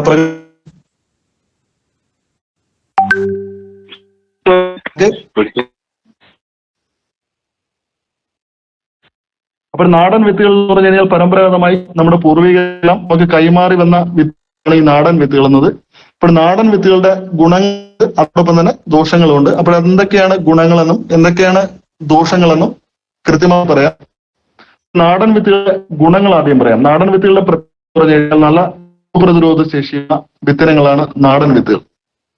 പിന്നെ നാടൻ വിത്തുകൾക്ക് ഉള്ള ഒരു മറ്റൊരു ഗുണം എന്ന് പറഞ്ഞു കഴിഞ്ഞാൽ നമുക്ക് കീടരോഗബാധയൊന്നും പെട്ടെന്ന് അതിനെ അറ്റാക്ക് ചെയ്യില്ല. നമുക്ക് സാധാരണ നമ്മൾ ഹൈബ്രിഡ് വിത്തുകളൊക്കെ നമ്മൾ നമ്മുടെ കൃഷിയിടത്തിലൊക്കെ നടുമ്പോൾ പെട്ടെന്ന് രോഗം വരാനുള്ള സാധ്യതയുണ്ട്. പക്ഷെ അതിനൊക്കെ അപേക്ഷിച്ച് നാടൻ ഇനങ്ങൾ നമ്മൾ ചെയ്ത് നമുക്ക് നല്ല രോഗപ്രതിരോധ ശേഷിയുണ്ട്. പിന്നെ മറ്റൊരു കാര്യം എന്ന് പറഞ്ഞു കഴിഞ്ഞാൽ ഈ കാലാവസ്ഥാ വ്യതിയാനങ്ങളെ കൂടുതൽ ജീവിക്കാൻ നാടൻ ഇനങ്ങൾക്കാണ് കഴിയുന്നത്. പിന്നെ നാടൻ വിത്തുകളുടെ ഒരു പോരായ്മ എന്ന് പറഞ്ഞു കഴിഞ്ഞാൽ നമുക്ക് ജെർമിനേഷൻ പെർസെന്റേജ് എന്ന് പറഞ്ഞാൽ ഒരു വിത്ത് മുളയ്ക്കാനുള്ള ശേഷി നമ്മൾ ജെർമിനേഷൻ പെർസെന്റേജ് എന്ന് പറയുന്നത് ആയിക്കഴിഞ്ഞാൽ നമുക്കൊരു 50 മുതൽ 60% നാടൻ വിത്തുകൾ മാത്രമേ മുളച്ചു കിട്ടുന്നുള്ളൂ. ചെറുധാന്യങ്ങളുടെ കാര്യത്തിലാണ് ഈ ആദ്യമായിട്ട് നമ്മൾ കൃഷി ആരംഭിച്ചപ്പോൾ തന്നെ നമ്മുടെ അട്ടപ്പാടിയിലുള്ള സ്വാമി എന്ന് പറയുന്ന ഒരു കൃഷിയിടത്തിൽ നിന്ന് നാടൻ വിത്തുകളും നമ്മൾ തൊട്ടടുത്ത ദിവസങ്ങളൊക്കെ വാങ്ങി കൃഷി ചെയ്തു. അപ്പോൾ നാടൻ വിത്തുകൾ നമ്മൾ ഏകദേശം ഒരു 1 കിലോയോളം നാടൻ വിത്തുകളും നമ്മൾ വാങ്ങി കൃഷിയിടങ്ങളിൽ വിതച്ചിട്ടുണ്ടായിരുന്നു. പക്ഷെ നാടൻ വിത്തുകളുടെ ഒരു പോരായ്മയായിട്ട് എനിക്ക് മനസ്സിലായെന്ന് പറഞ്ഞു കഴിഞ്ഞാൽ ഒരു 50% മുതൽ 60% മാത്രമേ ജെർമിനേഷൻ പെർസെന്റേജ് മുളയ്ക്കാനുള്ള കഴിവ് നാടൻ വിത്തുകൾ. വിളവ് നോക്കിയാലും നാടനുടെ ഒരു വിളവെന്ന് പറഞ്ഞാൽ മറ്റിനങ്ങളെ അപേക്ഷിച്ച് നോക്കുമ്പോൾ ഒരു 70% മുകളിലായിരിക്കും മറ്റിനങ്ങളെ അപേക്ഷിച്ച് നാടൻ ഇനങ്ങൾക്കുള്ള വിളവെന്നത്. അപ്പോൾ ഇങ്ങനെയുള്ള പോരായ്മകളും നാടൻ വിത്തുകൾക്ക് ഉണ്ട് എന്നതാണ്. പിന്നെ രണ്ടാമതായി നമ്മൾ നട്ട വിത്തുകൾ എന്ന് പറഞ്ഞാൽ ഹൈബ്രിഡ് വിത്തുകളാണ്. ഹൈബ്രിഡ് വിത്തുകൾ എന്ന് പറഞ്ഞാൽ ധാരാളം കമ്പനികൾ നമ്മുടെ ഹൈബ്രിഡ് വിത്തുകളൊക്കെ ചെറുധാന്യ വിത്തുകളൊക്കെ ഉത്പാദിപ്പിക്കുന്നുണ്ട്. അപ്പോൾ ഹൈബ്രിഡ് വിത്തുകളുടെ ഗുണങ്ങൾ എന്ന് പറഞ്ഞു കഴിഞ്ഞാൽ നമുക്ക് നല്ല വിളവ് കിട്ടും. പക്ഷെ നമുക്ക് വിളവ് മാത്രം കിട്ടിയാൽ പോരാ, നമുക്കതുകൊണ്ട് ഒരുപാട് പോരായ്മകളുണ്ട്. എന്ന് പറഞ്ഞു കഴിഞ്ഞാൽ പെട്ടെന്ന് ഞാൻ നേരത്തെ പറഞ്ഞതുപോലെ വളരെ പെട്ടെന്ന് തന്നെ രോഗകീടബാധകൾ ഹൈബ്രിഡ് ഇനങ്ങൾക്ക് അറ്റാക്ക് ചെയ്യാനുള്ള സാധ്യതയുണ്ട്. അതുമാത്രമല്ല ഹൈബ്രിഡ് ഇനങ്ങൾക്ക് മറ്റു പോരായ്മ എന്ന് പറഞ്ഞു കഴിഞ്ഞാൽ ഹൈബ്രിഡ് ഇനങ്ങൾ നമ്മൾ ഒരുക്കിയ വിത്ത് വാങ്ങി കൃഷി ചെയ്ത് കഴിഞ്ഞാൽ അതേ കൃഷി ചെയ്ത് കഴിഞ്ഞാൽ മുളച്ചൊക്കെ വരും, പക്ഷെ നമുക്ക് വിളവ് വളരെ കുറവായിരിക്കും. പിന്നെ ഇതാണ് ഹൈബ്രിഡ് ഇനങ്ങൾ മറ്റു പോരായ്മ എന്നത്. അപ്പോൾ ഈ രണ്ട് പോരായ്മ നമുക്ക് പരിഹരിക്കുന്നതിന് വേണ്ടി ഇംപ്രൂവ്ഡ് വെറൈറ്റി എന്ന് പറയുന്ന വിത്തിന് ഏറ്റവും ഗുണമേന്മയുള്ള ഒരു വിത്താണ് ഇംപ്രൂവ്ഡ് വെറൈറ്റി എന്ന് പറയുന്നത്. അപ്പോൾ ഇംപ്രൂവ്ഡ് വെറൈറ്റി വിത്ത് എന്ന് പറഞ്ഞു കഴിഞ്ഞാൽ നമുക്ക് 1 കിലോ വിത്ത് നമ്മൾ നട്ടു കഴിഞ്ഞാൽ ഒരു 99% ജെർമിനേഷൻ പെർസെന്റേജ് ഉണ്ട്. ആ ഹൈബ്രിഡ് വിത്ത് നട്ടാലും നമുക്ക് ജെർമിനേഷൻ പെർസെന്റേജ് കൂടുതലായിരിക്കും. ഇംപ്രൂവ്ഡ് വിത്ത് നട്ടാലും ജെർമിനേഷൻ പെർസെന്റേജ് കൂടുതലായിരിക്കും. ചെറുധാന്യങ്ങളെ സംബന്ധിച്ചിടത്തോളം അതിജീവിച്ചുകൊണ്ട് വളർന്നു വരാൻ ശേഷിയുള്ള വിത്തിനങ്ങളാണ് ചെറുധാന്യ വിത്തുകൾ. ഇംപ്രൂവ്ഡ് വിത്തുകൾക്ക് വരൾച്ച കുറഞ്ഞ വെള്ളം ഉപയോഗിച്ചുകൊണ്ട് നമുക്ക് കൂടുതൽ വിളവ് തരാൻ ശേഷിയുള്ള വിത്തിനങ്ങളാണ് ഇംപ്രൂവ്ഡ് വെറൈറ്റി വിത്തുകൾ. ജനിതക ഘടനയിൽ നമ്മുടെ വിത്തുൽപാദനത്തിൽ ഘടനയിലൊന്നും ഒരു മാറ്റവും വരുന്ന ഇംപ്രൂവ്ഡ് വെറൈറ്റി വിത്തുകൾ ഉത്പാദിപ്പിക്കുന്നത്. അപ്പോൾ വരൾച്ചയ്ക്ക് അതിജീവിക്കാനുള്ള ശേഷിയുണ്ട്. പിന്നെ മറ്റൊരു ഗുണമെന്ന് പറയാൻ കളച്ചകളിലേക്ക് അതിജീവിച്ചുകൊണ്ട് വളരെ വേസ്റ്റായിട്ട് വളർന്നു വരാനുള്ള ശേഷിയും ഇംപ്രൂവ്ഡ് വെറൈറ്റി വിത്തുകൾക്കുണ്ട്. അതുമാത്രമല്ല രോഗപ്രതിരോധ ശേഷി വളരെ കൂടുതലാണ്. ഇംപ്രൂവ്ഡ് വിത്തുകൾ ഒരിക്കൽ കൃഷി ചെയ്തിട്ട് അതിന്റെ വിത്ത് വീണ്ടും കൃഷി ചെയ്ത് കഴിഞ്ഞാൽ അതേപോലെ വിളവിന്റെ സ്ഥിരത നിലനിർത്താൻ ശേഷിയുള്ള വിത്തനങ്ങളാണ് ഇംപ്രൂവ്ഡ് വെറൈറ്റി വിത്തുകൾ. അപ്പോൾ ചെറുധാന്യങ്ങളിലാണെങ്കിൽ കുറഞ്ഞ വെള്ളത്തിൽ കൂടുതൽ വിളവ് തരാൻ ഇംപ്രൂവ്ഡ് വെറൈറ്റി വിത്തുകൾക്ക് അതിനുള്ള ശേഷിയുണ്ട്. അപ്പൊ നമ്മൾ 3 ഇനം വിത്തും നമ്മൾ നമ്മുടെ കൃഷിയിടത്തിൽ പരിഹാരസ്ഥാനത്തിൽ കൃഷി ചെയ്തു. അങ്ങനെ കൃഷി ചെയ്തപ്പോൾ നമുക്ക് ഏറ്റവും കൂടുതൽ ഗുണമേന്മയുള്ള വിത്ത് നമുക്ക് ചെറുധാന്യങ്ങളുടെ കാര്യത്തിൽ നമുക്ക് മനസ്സിലാക്കാൻ കഴിഞ്ഞ ഇംപ്രൂവ്ഡ് വെറൈറ്റി വിത്തുകളാണ്. ഇംപ്രൂവ്ഡ് വെറൈറ്റി വിത്തുകൾ ഉൽപ്പാദിക്കുന്നത് നമ്മുടെ തമിഴ്നാട്ടിൽ കോയമ്പത്തൂർ അഗ്രികൾച്ചർ യൂണിവേഴ്സിറ്റിയാണ് ദക്ഷിണേന്ത്യയിൽ ഇംപ്രൂവ്ഡ് വെറൈറ്റികളൊക്കെ പുറത്തിറക്കുന്ന ഒരേ ഒരു സ്ഥാപനം. അപ്പോൾ നമുക്ക് കർഷകന്റെ ഇഷ്ടത്തിന് സെലക്ട് ചെയ്യാം. വിത്തുകളുടെ ഗുണങ്ങളും ദോഷങ്ങളും ഒന്ന് ചൂണ്ടിക്കാണിച്ചെന്നേ ഉള്ളൂ. ഇപ്പോൾ നാടൻ വിത്തുകൾ കൃഷി ചെയ്യുകയാണെങ്കിൽ ജനറേഷൻ പെർസെന്റേജ് ഒരെണ്ണം അല്ലെങ്കിൽ ഒക്കെ ആയിരിക്കും. വെള്ളവും സാമാന്യം മറ്റിനങ്ങളെ അപേക്ഷിച്ച് കുറവായിരിക്കും. ഇനങ്ങൾക്ക് രോഗപ്രതിരോധമാണ്.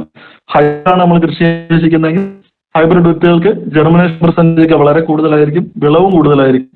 പക്ഷെ രോഗപ്രതിരോധ ശേഷി വളരെ കുറവായിരിക്കും. പെട്ടെന്ന് തന്നെ കീടബാധയൊക്കെ വന്ന് നശിക്കാൻ സാധ്യത. മാത്രമല്ല അതിന്റെ വിത്തെടുത്ത് നമുക്ക് കൃഷി ചെയ്യുകയാണെങ്കിൽ നമുക്ക് അതേ ക്വാളിറ്റി തന്നെ കിട്ടണമെന്നും ഇല്ല. അപ്പോൾ അതും വലിയ പ്രതിസന്ധിയാണ്. മറിച്ച് നമുക്ക് ഇംപ്രൂവ്ഡ് വിത്തുകളാണ് നമ്മൾ വാങ്ങി നടുകയാണെങ്കിൽ നല്ല രോഗപ്രതിരോധ ശേഷിയുണ്ട്. ജെർമിനേഷൻ പെർസെന്റ് ഒരു 90% മുകളിലായിരിക്കും. നമുക്ക് അതിജീവിച്ചുകൊണ്ട് നന്നായിട്ട് വളർന്നു വരാനുള്ള ശേഷിയുണ്ട്, രോഗപ്രതിരോധ ശേഷിയുണ്ട്, കാലാവസ്ഥാ വ്യതിയാനത്തെ അതിജീവിക്കാൻ ശേഷിയുണ്ട്. പിന്നെ നമുക്ക് മണികൾക്ക് നല്ല വലിപ്പമുണ്ട്. അപ്പോൾ ഇങ്ങനെയൊക്കെയുള്ള ഒരു സവിശേഷമായ ഒരു സ്വഭാവമുള്ള വിത്തുകളാണ് ഇംപ്രൂവ്ഡ് വെറൈറ്റി വിത്തുകൾ.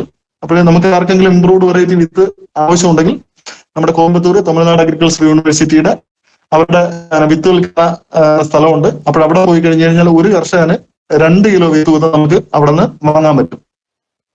നമ്മൾ ഇങ്ങനെയുള്ള വിത്തനങ്ങളെല്ലാം കൃഷി ചെയ്തപ്പോൾ നമുക്ക് നല്ല വിളവ് കിട്ടിയെന്ന് പറയുന്നത് ഇംപ്രൂവ്ഡ് വെറൈറ്റി വിത്തുകളാണ്.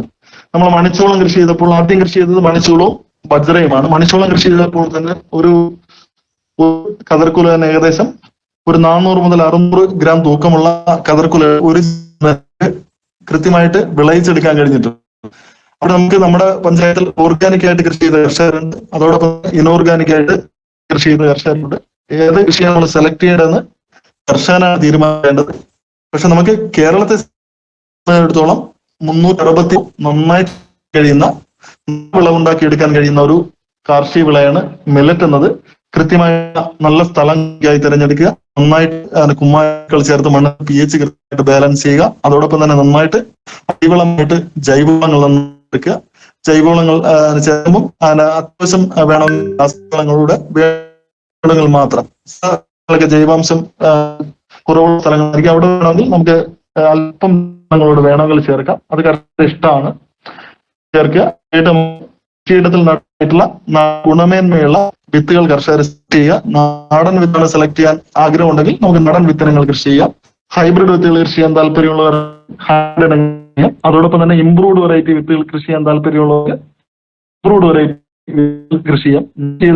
ഞങ്ങൾക്ക് ഏറ്റവും റിസൾട്ട് ഉണ്ടായെന്ന് പറഞ്ഞാൽ ഇംപ്രൂവ്ഡ് വെറൈറ്റി വിത്തുകൾ കൃഷി ചെയ്തപ്പോഴാണ്. നമുക്കത് കൃഷി ചെയ്യാൻ കഴിഞ്ഞിട്ടുണ്ട്. അങ്ങനെ ഒരു 5 ഘട്ടമായിട്ട് 5 സ്റ്റെപ്പ് നമുക്ക് ചെറുധാന്യങ്ങൾ 2023-20 വർഷം നമുക്ക് കൃഷി ചെയ്യാൻ കഴിഞ്ഞു.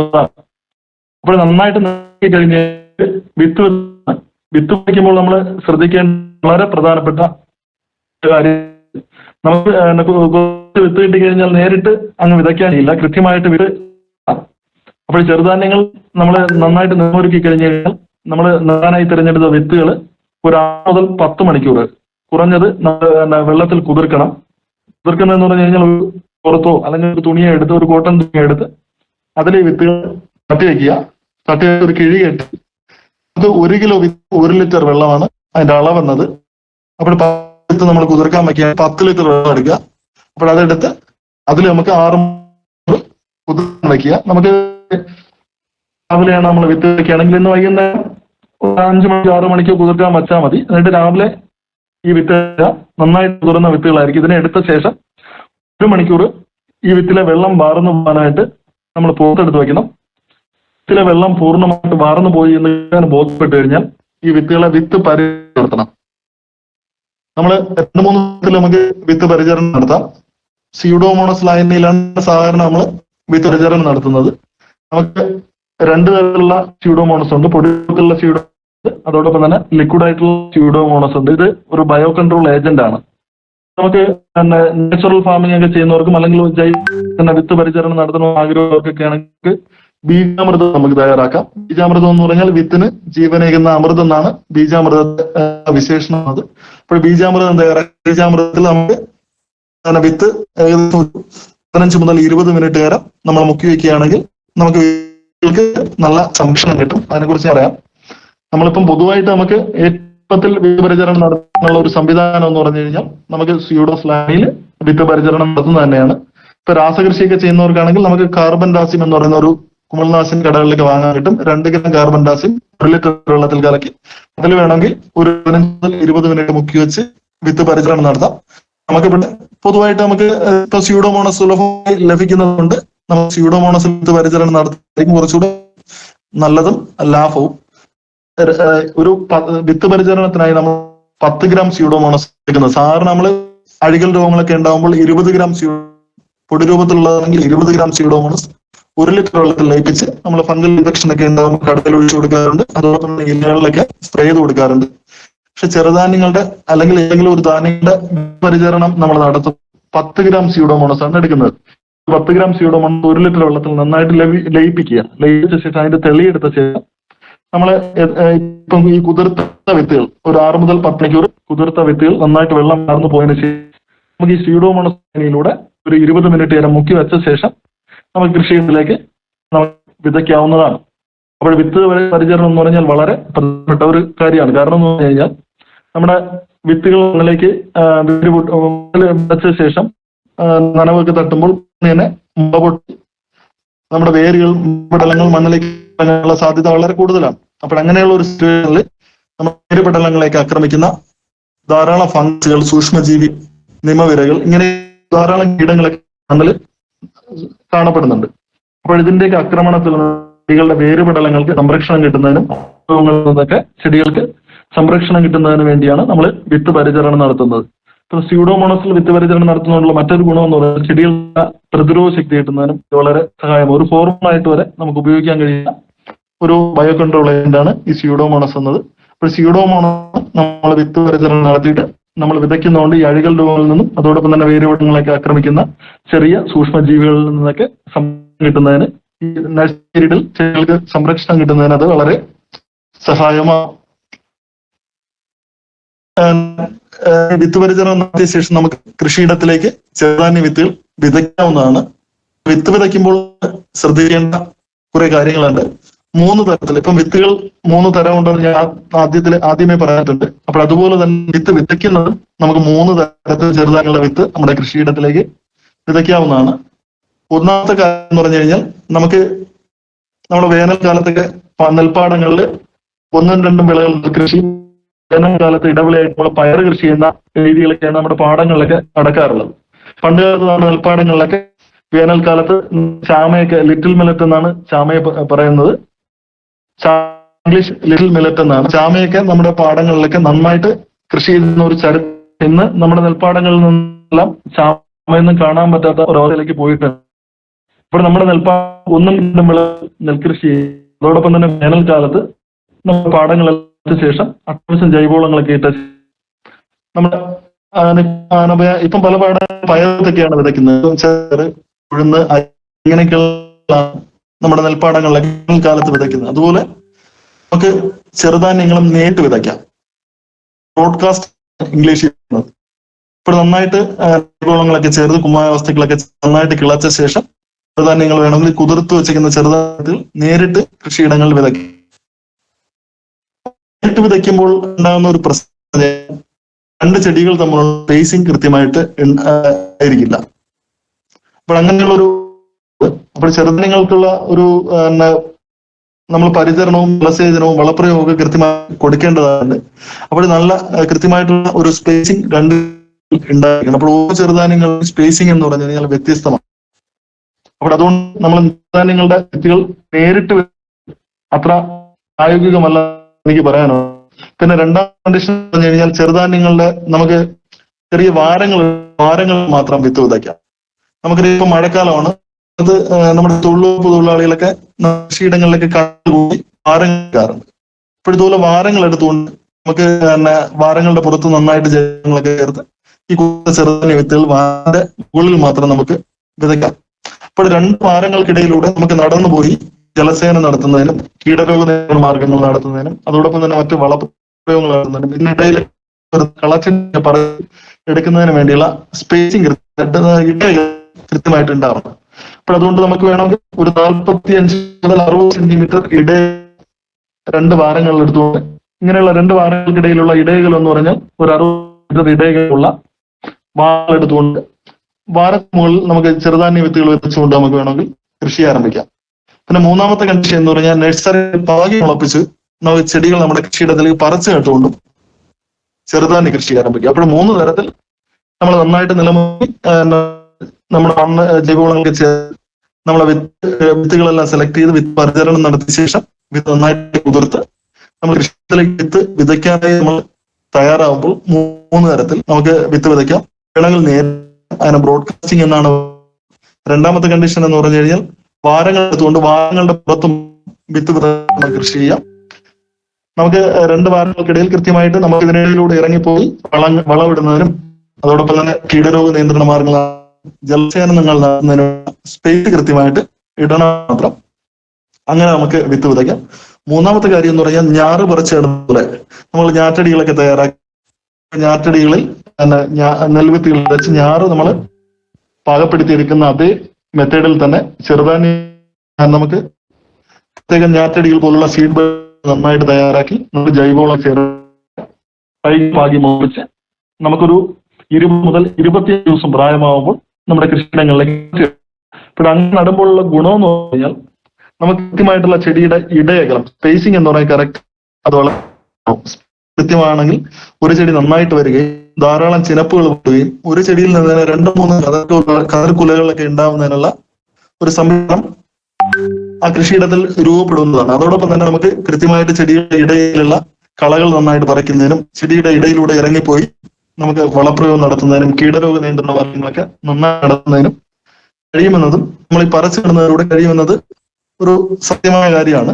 ഇപ്പൊ ഞങ്ങൾക്കും അങ്ങനെ ഉള്ള അനുഭവങ്ങൾ ഉണ്ടായിട്ടുണ്ട്, നല്ല അനുഭവങ്ങളും ഉണ്ടായിട്ടുണ്ട്. പക്ഷെ അവിടെ ഉണ്ടാകുന്ന ഒരു പ്രശ്നം എന്ന് പറഞ്ഞു കഴിഞ്ഞാൽ നമുക്ക് പറിച്ച് തൊഴിലാളികൾ ആവശ്യമുണ്ട്. അപ്പൊ നമ്മളെ കയ്യിൽ നിന്ന് ഒരു കാശ് ചെലവാകുന്ന ഒരു സംവിധാനം പറിച്ച് ധാരാളം കാശ് ചിലവാവാൻ ഇടയുണ്ട്.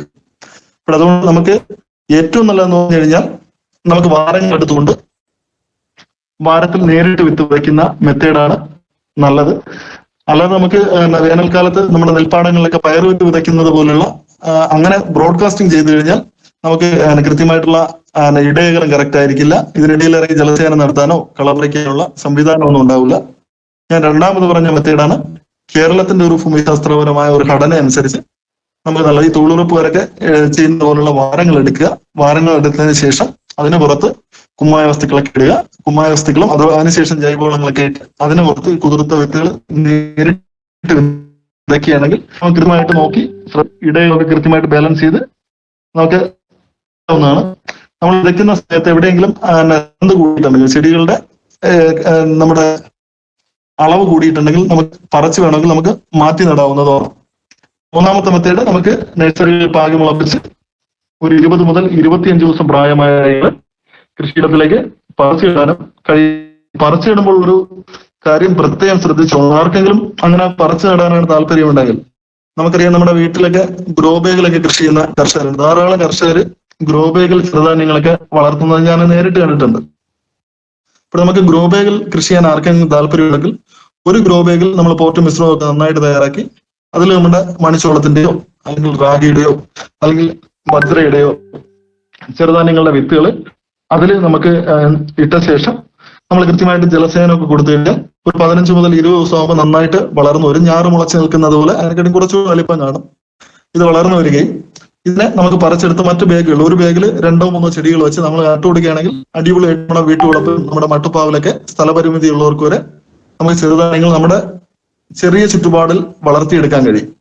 അപ്പോൾ അങ്ങനെ വേണമെങ്കിൽ അങ്ങനെ നമുക്ക് മുളപ്പിക്കാൻ കഴിയും. പക്ഷെ ചെറുധാന്യ വിത്ത് പാകി മുളപ്പിക്കുമ്പോൾ നമ്മൾ ശ്രദ്ധിക്കണം, ഒരു 20 മുതൽ 25 ദിവസം ആകുമ്പോൾ പ്രായമാകുമ്പോൾ നമ്മൾ പറിച്ചു നടാൻ ഏറെ ശ്രദ്ധിക്കേണ്ട ഒരു കാര്യമാണ്. കാരണം എന്ന് പറഞ്ഞു കഴിഞ്ഞാൽ 25 ദിവസം കഴിഞ്ഞു കഴിഞ്ഞാൽ 25 ദിവസത്തിനും 30 ദിവസത്തിനും ഇടയിൽ പ്രായമാകുമ്പോൾ ചെറുധാന്യങ്ങൾ എന്ന് പറയുന്നത് പുല്ലുവർഗത്തിൽപ്പെട്ട ചെടികളാണ്. പുല്ലുവർഗത്തിൽപ്പെട്ട ഏറ്റവും വലിയ ചെടിയാണ് മുള. അപ്പോൾ നെൽച്ചെടികൾക്കും മുളയ്ക്കും ഒക്കെ എന്ന് പറഞ്ഞു കഴിഞ്ഞാൽ അതിന്റെ വളർച്ചാ ഘട്ടത്തിൽ ഓരോ മുട്ടുകൾ രൂപാന്തരപ്പെടും. അപ്പോൾ ഈ മുട്ടുകൾ വരാൻ തുടങ്ങി കഴിഞ്ഞു കഴിഞ്ഞാൽ പിന്നെ നമുക്ക് പറിച്ചു നട്ട് കഴിഞ്ഞാൽ അതിന് നല്ല പ്രൊഡക്ഷൻ കിട്ടൂല. അപ്പോഴെപ്പോഴും ശ്രദ്ധിച്ചോളാം, നമ്മുടെ ഞാറായാലും ഇപ്പൊ ചെറുധാന്യങ്ങളുടെ ഞാറുകളായാലും പറിച്ചിടുന്ന സമയത്ത് എന്ന് പറഞ്ഞു കഴിഞ്ഞാൽ ഒരു 20 ദിവസവും 25 ദിവസത്തിനും ഇടയിൽ പ്രായമാകുമ്പോൾ കൃത്യതയോടുകൂടി പറിച്ചു കിടണം. ഒരു 25 ദിവസം കഴിഞ്ഞു കഴിഞ്ഞാൽ ഈ നമ്മുടെ ചെടികളിലെല്ലാം മുട്ടുകൾ രൂപാന്തരപ്പെടാനുള്ള സാധ്യതയുണ്ട്. കാരണം എന്ന് പറഞ്ഞാൽ നെൽച്ചെടികളുടെ തണ്ട് നമ്മൾ പരിശോധിച്ച് കഴിഞ്ഞാൽ അത് ഓരോ മുട്ടുകളായിട്ടാണ് ഡിസൈൻ ചെയ്തിട്ടുള്ളത്. അപ്പോൾ മുട്ടുകൾ വളരാൻ തുടങ്ങി കഴിഞ്ഞാൽ പിന്നെ പറിച്ചു വിട്ട് കഴിഞ്ഞാൽ നല്ല പ്രൊഡക്ഷൻ കിട്ടാനുള്ള സാധ്യത വളരെ കുറവാണ്. അപ്പോൾ ഇളം പ്രായത്തിൽ തന്നെ നഴ്സറി പീരീഡിൽ ശ്രദ്ധാപൂർവം നമ്മൾ ചെടികൾ പറിച്ചിടേണ്ടതാണ്. അപ്പൊ എല്ലാവരും ഇത്തരം കാര്യങ്ങൾ വളരെ ശ്രദ്ധയോടുകൂടി ചെയ്യണമെന്ന് ഈ അവസരത്തിൽ എനിക്ക് പറയാനുള്ളത്. അപ്പോഴിപ്പം നമുക്ക് 1 മണിക്കൂർ ആണ് ഇന്നത്തെ സമയം എന്ന് പറയുന്നത്. ചെറുതായി ക്ലാസ് കഴിഞ്ഞാൽ ഒരു 3-4 ആയിട്ടാണ് എടുക്കാനാണ് ഞാനും ഉദ്ദേശിച്ചത്.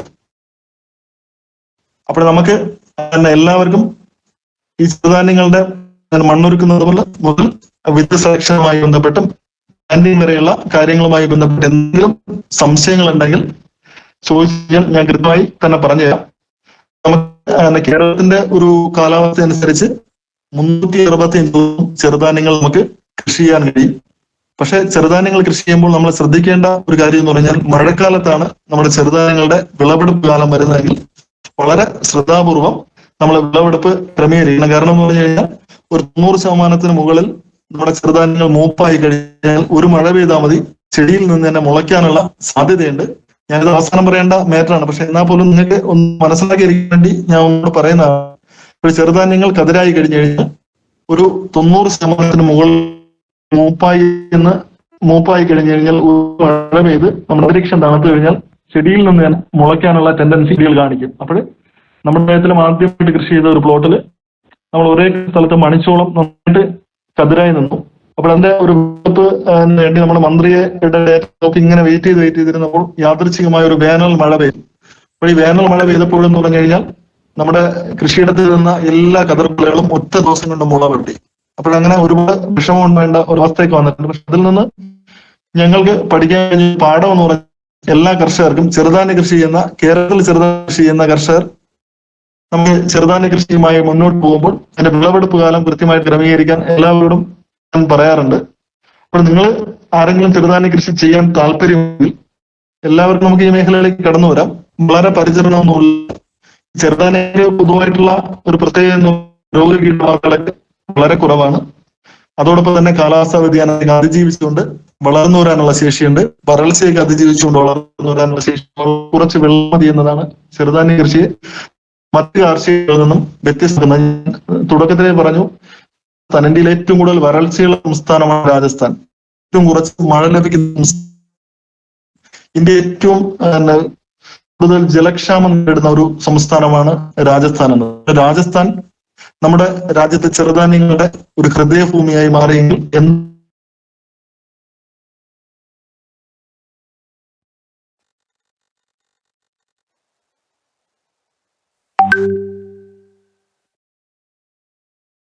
എന്തുകൊണ്ടും ഒരു തരത്തിൽ ആശങ്കയും ചെറുധാന്യ കൃഷിയിലേക്ക് കടന്നു വരുന്ന കർഷകർക്ക് വേണ്ട.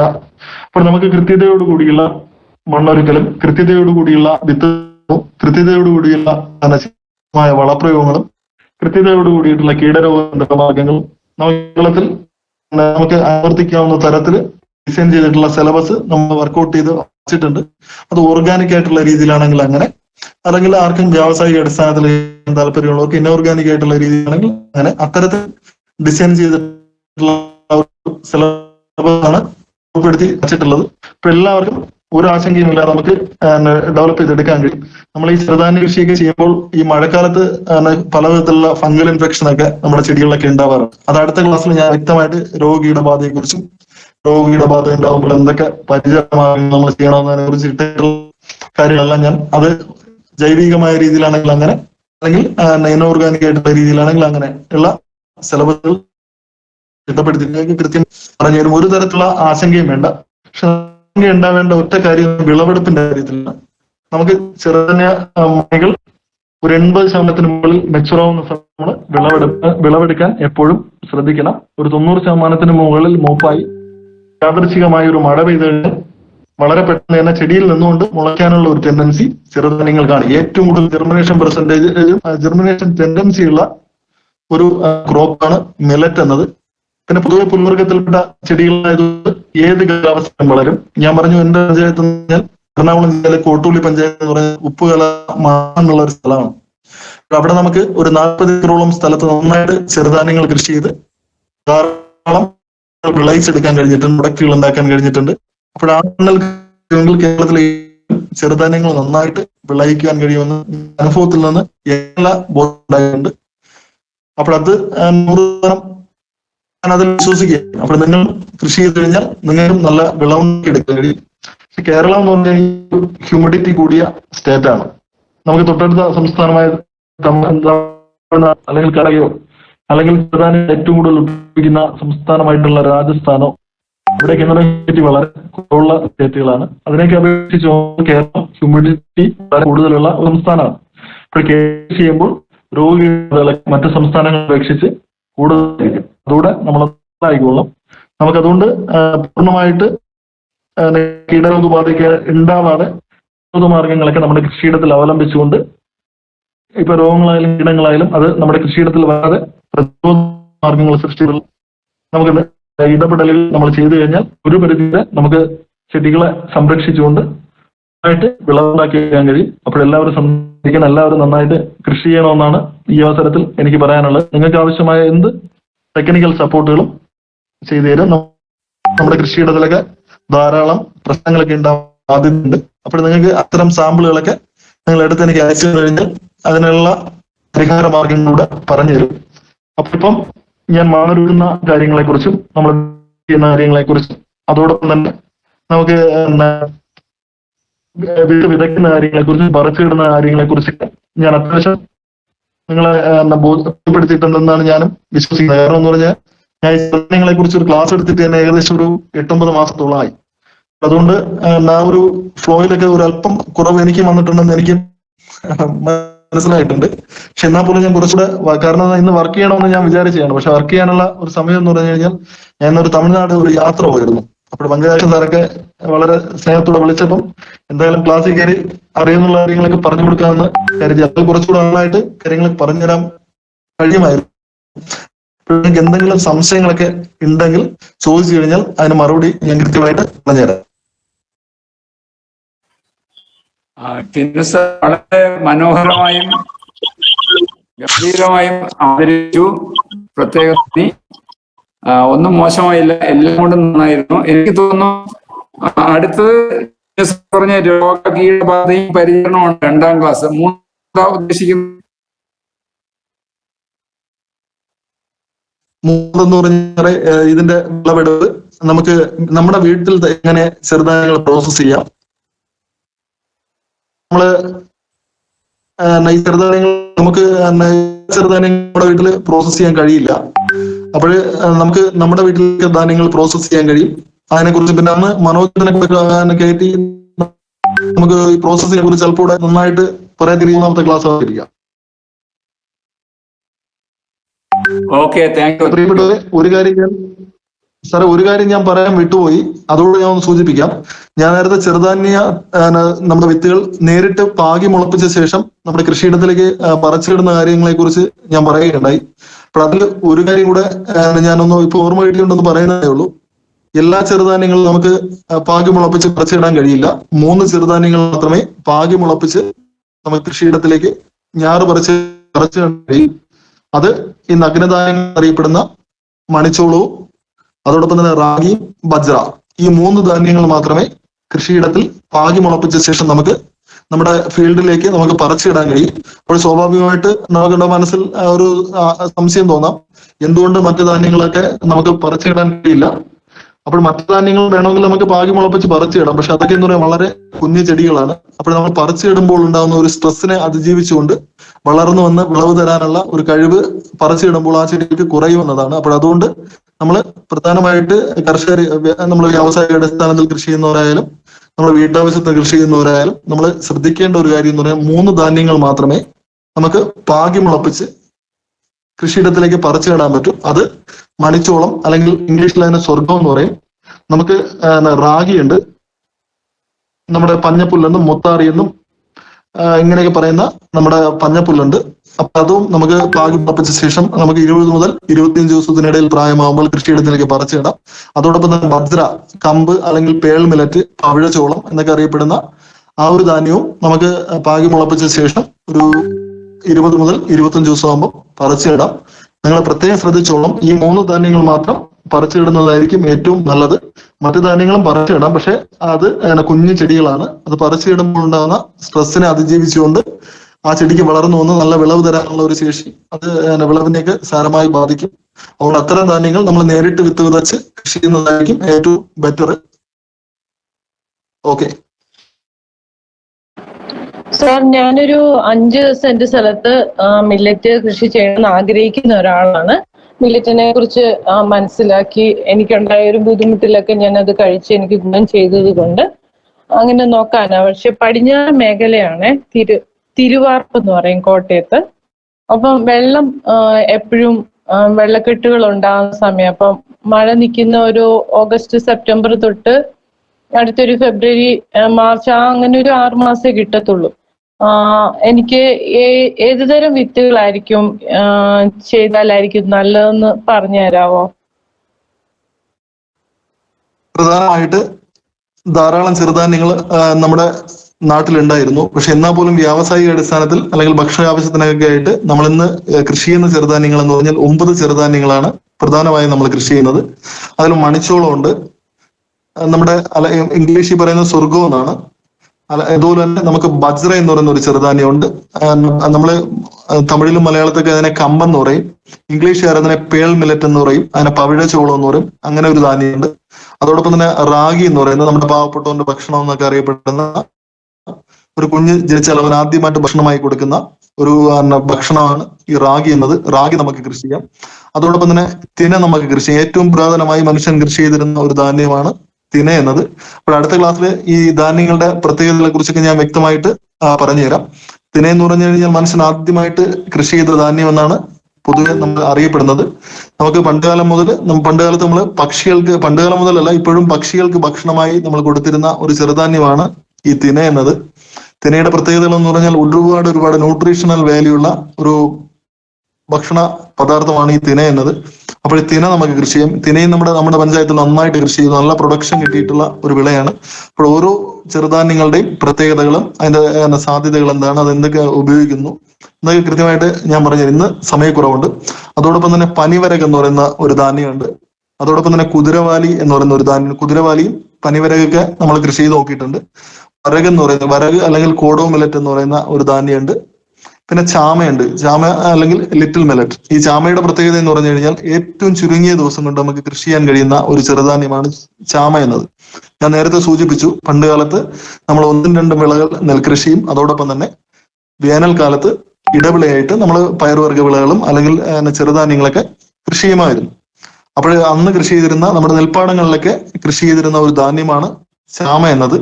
ചാമയ്ക്ക് നമ്മൾ ലിറ്റിൽ മില്ലറ്റ് എന്നാണ് ഇംഗ്ലീഷിൽ പറയുന്നത്. ഒരു 60 മുതൽ 70 ദിവസം പ്രായമാവുമ്പോൾ നമുക്ക് വിളവെടുക്കാൻ കഴിയുമെന്നതാണ് ഏറ്റവും വലിയ പ്രത്യേകത. അപ്പോൾ ഏറ്റവും ചുരുങ്ങിയ ദിവസം കൊണ്ട് നമുക്ക് വിളവെടുക്കാൻ കഴിയുന്ന ഒരു ധാന്യമാണ് ചാമ. അതോടൊപ്പം തന്നെ ഈ ബ്രൗൺ ടോപ്പ് മില്ലറ്റ് അല്ലെങ്കിൽ കൊറേലി എന്ന് പറയുന്ന ഒരു ചെറുധാന്യമുണ്ട്. അതിന്റെ കൃഷി കേരളത്തിലില്ല. ഏറ്റവും കൂടുതൽ അത് കൃഷി ചെയ്യുന്നത് കർണാടകയിലാണ്. കർണാടകയിലെ ഏതോ ഒരു ജില്ലയുടെ പേരുണ്ട്, അത് ഞാൻ അടുത്ത ദിവസം കൃത്യമായിട്ട് പറഞ്ഞുതരാം. അപ്പോൾ കർണാടകയിലാണ് ഈ ബ്രൗൺ ടോപ്പ് എന്ന് പറയുന്ന ചെറുധാന്യം കൃഷി ചെയ്യുന്നത്. ഇങ്ങനെ 9 ചെറുധാന്യങ്ങളാണ് വ്യാവസായിക അടിസ്ഥാനത്തിൽ നമുക്ക് കൃഷി ചെയ്യാൻ കഴിയുന്നത്. ഇതിൽ ഏറ്റവും നമുക്ക് എളുപ്പം കൃഷി ചെയ്യാൻ കഴിയുന്ന ചെറുധാന്യങ്ങൾ എന്ന് പറയുന്നത് മണിച്ചോളം, ബജ്ര, റാഗി, തിന. ഈ ഇത്രയും ധാന്യങ്ങൾ നമുക്ക് നന്നായിട്ട് വലിയ ചാമയും കൃഷി ചെയ്യാൻ പറ്റും. അപ്പോൾ ഇത്രയും ധാന്യങ്ങൾ നമുക്ക് വലിയ റിസ്ക് ഒന്നും ഇല്ലാതെ നമ്മുടെ വീടുകളിലേക്ക് കൃഷി ചെയ്യും. ഇതിൽ ഏറ്റവും ഭംഗി എന്ന് പറഞ്ഞു കഴിഞ്ഞാൽ മണിച്ചോളവും ബജ്രയും റാഗിയും തിനയൊക്കെ നല്ല ഭംഗിയാണ്. നമ്മൾ വീട്ടുവളപ്പിൽ തന്നെ മണിച്ചോളമൊക്കെ നന്നായിട്ട് കതിരായി നിൽക്കുന്നത് കാണുമ്പോൾ തന്നെ നല്ല സന്തോഷമുണ്ട്. ഇങ്ങനെ ചെറിയ മണി കതിർക്കുലകൾ ഇങ്ങനെ വിളഞ്ഞു നിൽക്കുമ്പോൾ തന്നെ വളരെ സന്തോഷമുള്ള ഒരു കാര്യമാണ്. ഈ മണിച്ചോളം തന്നെ ഏകദേശം ഞാൻ തന്നെ 10-25ഓളം വെറൈറ്റി കണ്ടിട്ടുണ്ട്. ആയിരക്കണക്കിന് വെറൈറ്റി മണിച്ചോളം ഉണ്ടെന്നാണ് പലരും പറയുന്നത്. ഇപ്പൊ വെള്ള നിറത്തിലുള്ള മണിച്ചോളമുണ്ട്, മഞ്ഞ നിറത്തിലുള്ള മണിച്ചോളമുണ്ട്, ചെമ്പ് നിറത്തിലുള്ള മണിച്ചോളമുണ്ട്, അങ്ങനെ കറുത്ത നിറത്തിലുള്ള മണിച്ചോളമുണ്ട്, മിക്സഡ് ആയിട്ടുള്ള കളറുള്ള മണിച്ചോളമുണ്ട്. അങ്ങനെ ഞാൻ തന്നെ കുറഞ്ഞത് 25 കളറോളം മണിച്ചോളം കണ്ടിട്ടുണ്ട്. അതോടൊപ്പം തന്നെ റാഗി തന്നെ 10-30 വെറൈറ്റിയോളം റാഗി കണ്ടിട്ടുണ്ട്.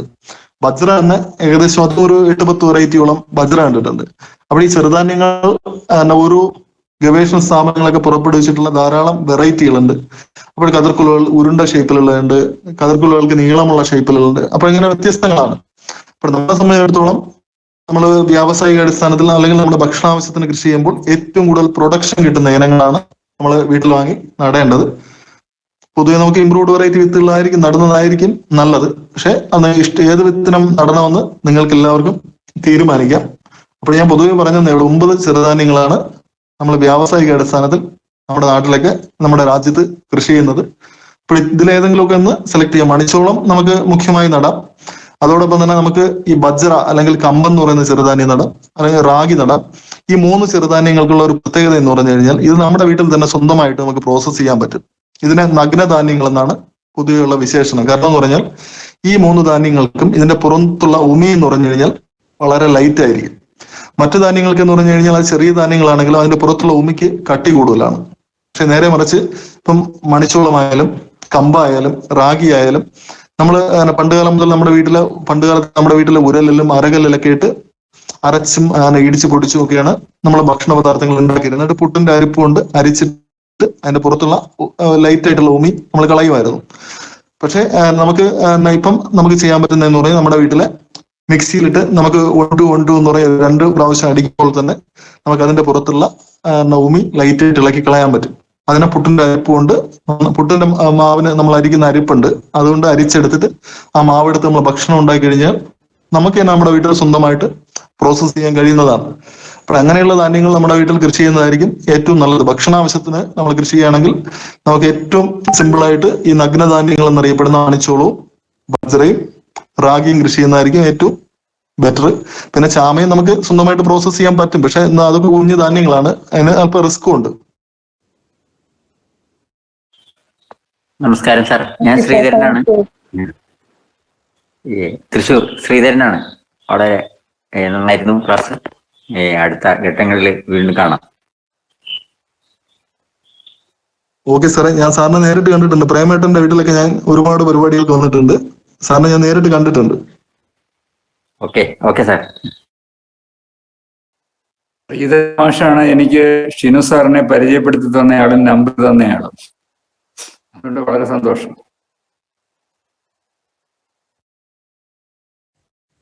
സാറിന് നമ്പർ പറയാൻ ബുദ്ധിമുട്ടില്ലെങ്കിൽ ഒന്ന് പറയാമായിരുന്നു.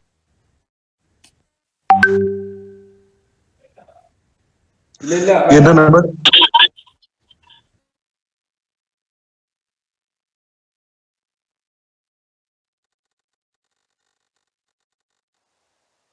ഷിനു സാർ നമ്പർ പറയണം, മൈക്രോഫോൺ പോയി.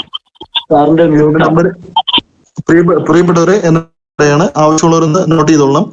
98 47 16 86 56.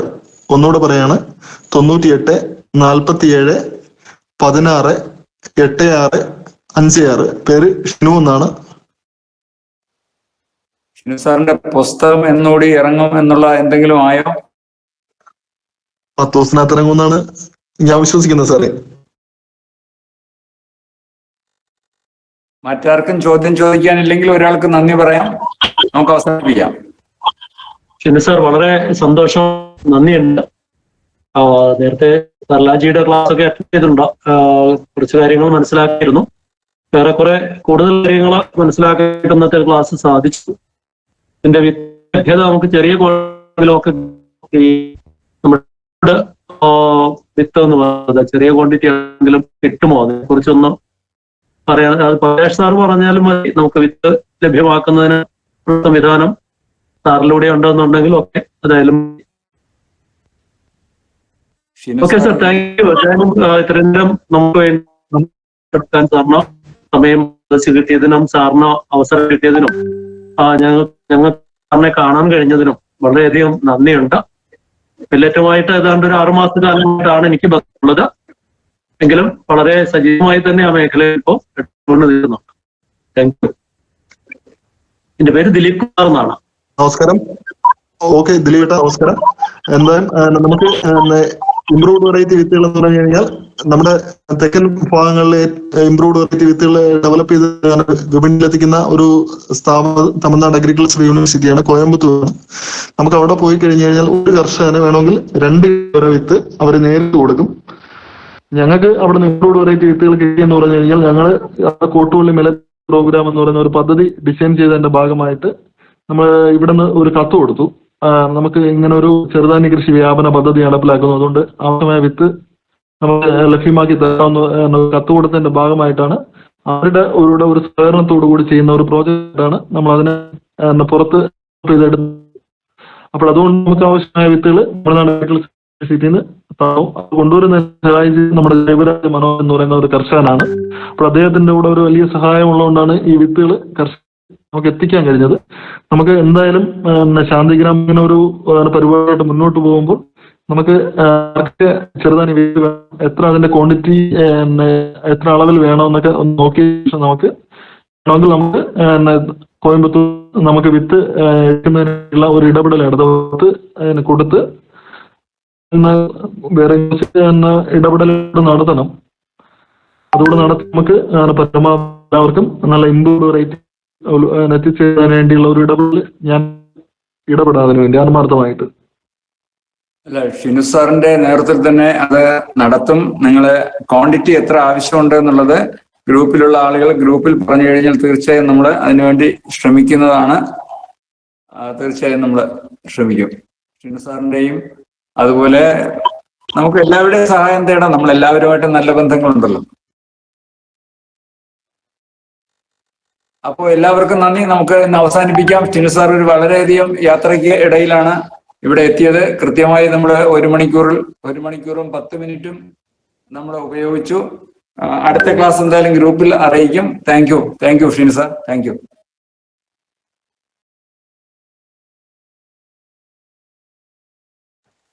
മില്ലറ്റിന്റെ വാട്സാപ്പ് ഗ്രൂപ്പിൽ ജോയിൻ ചെയ്യാൻ നമ്പർ തരാന്ന് പറഞ്ഞായിരുന്നു. ഞാനത് കേട്ടില്ല.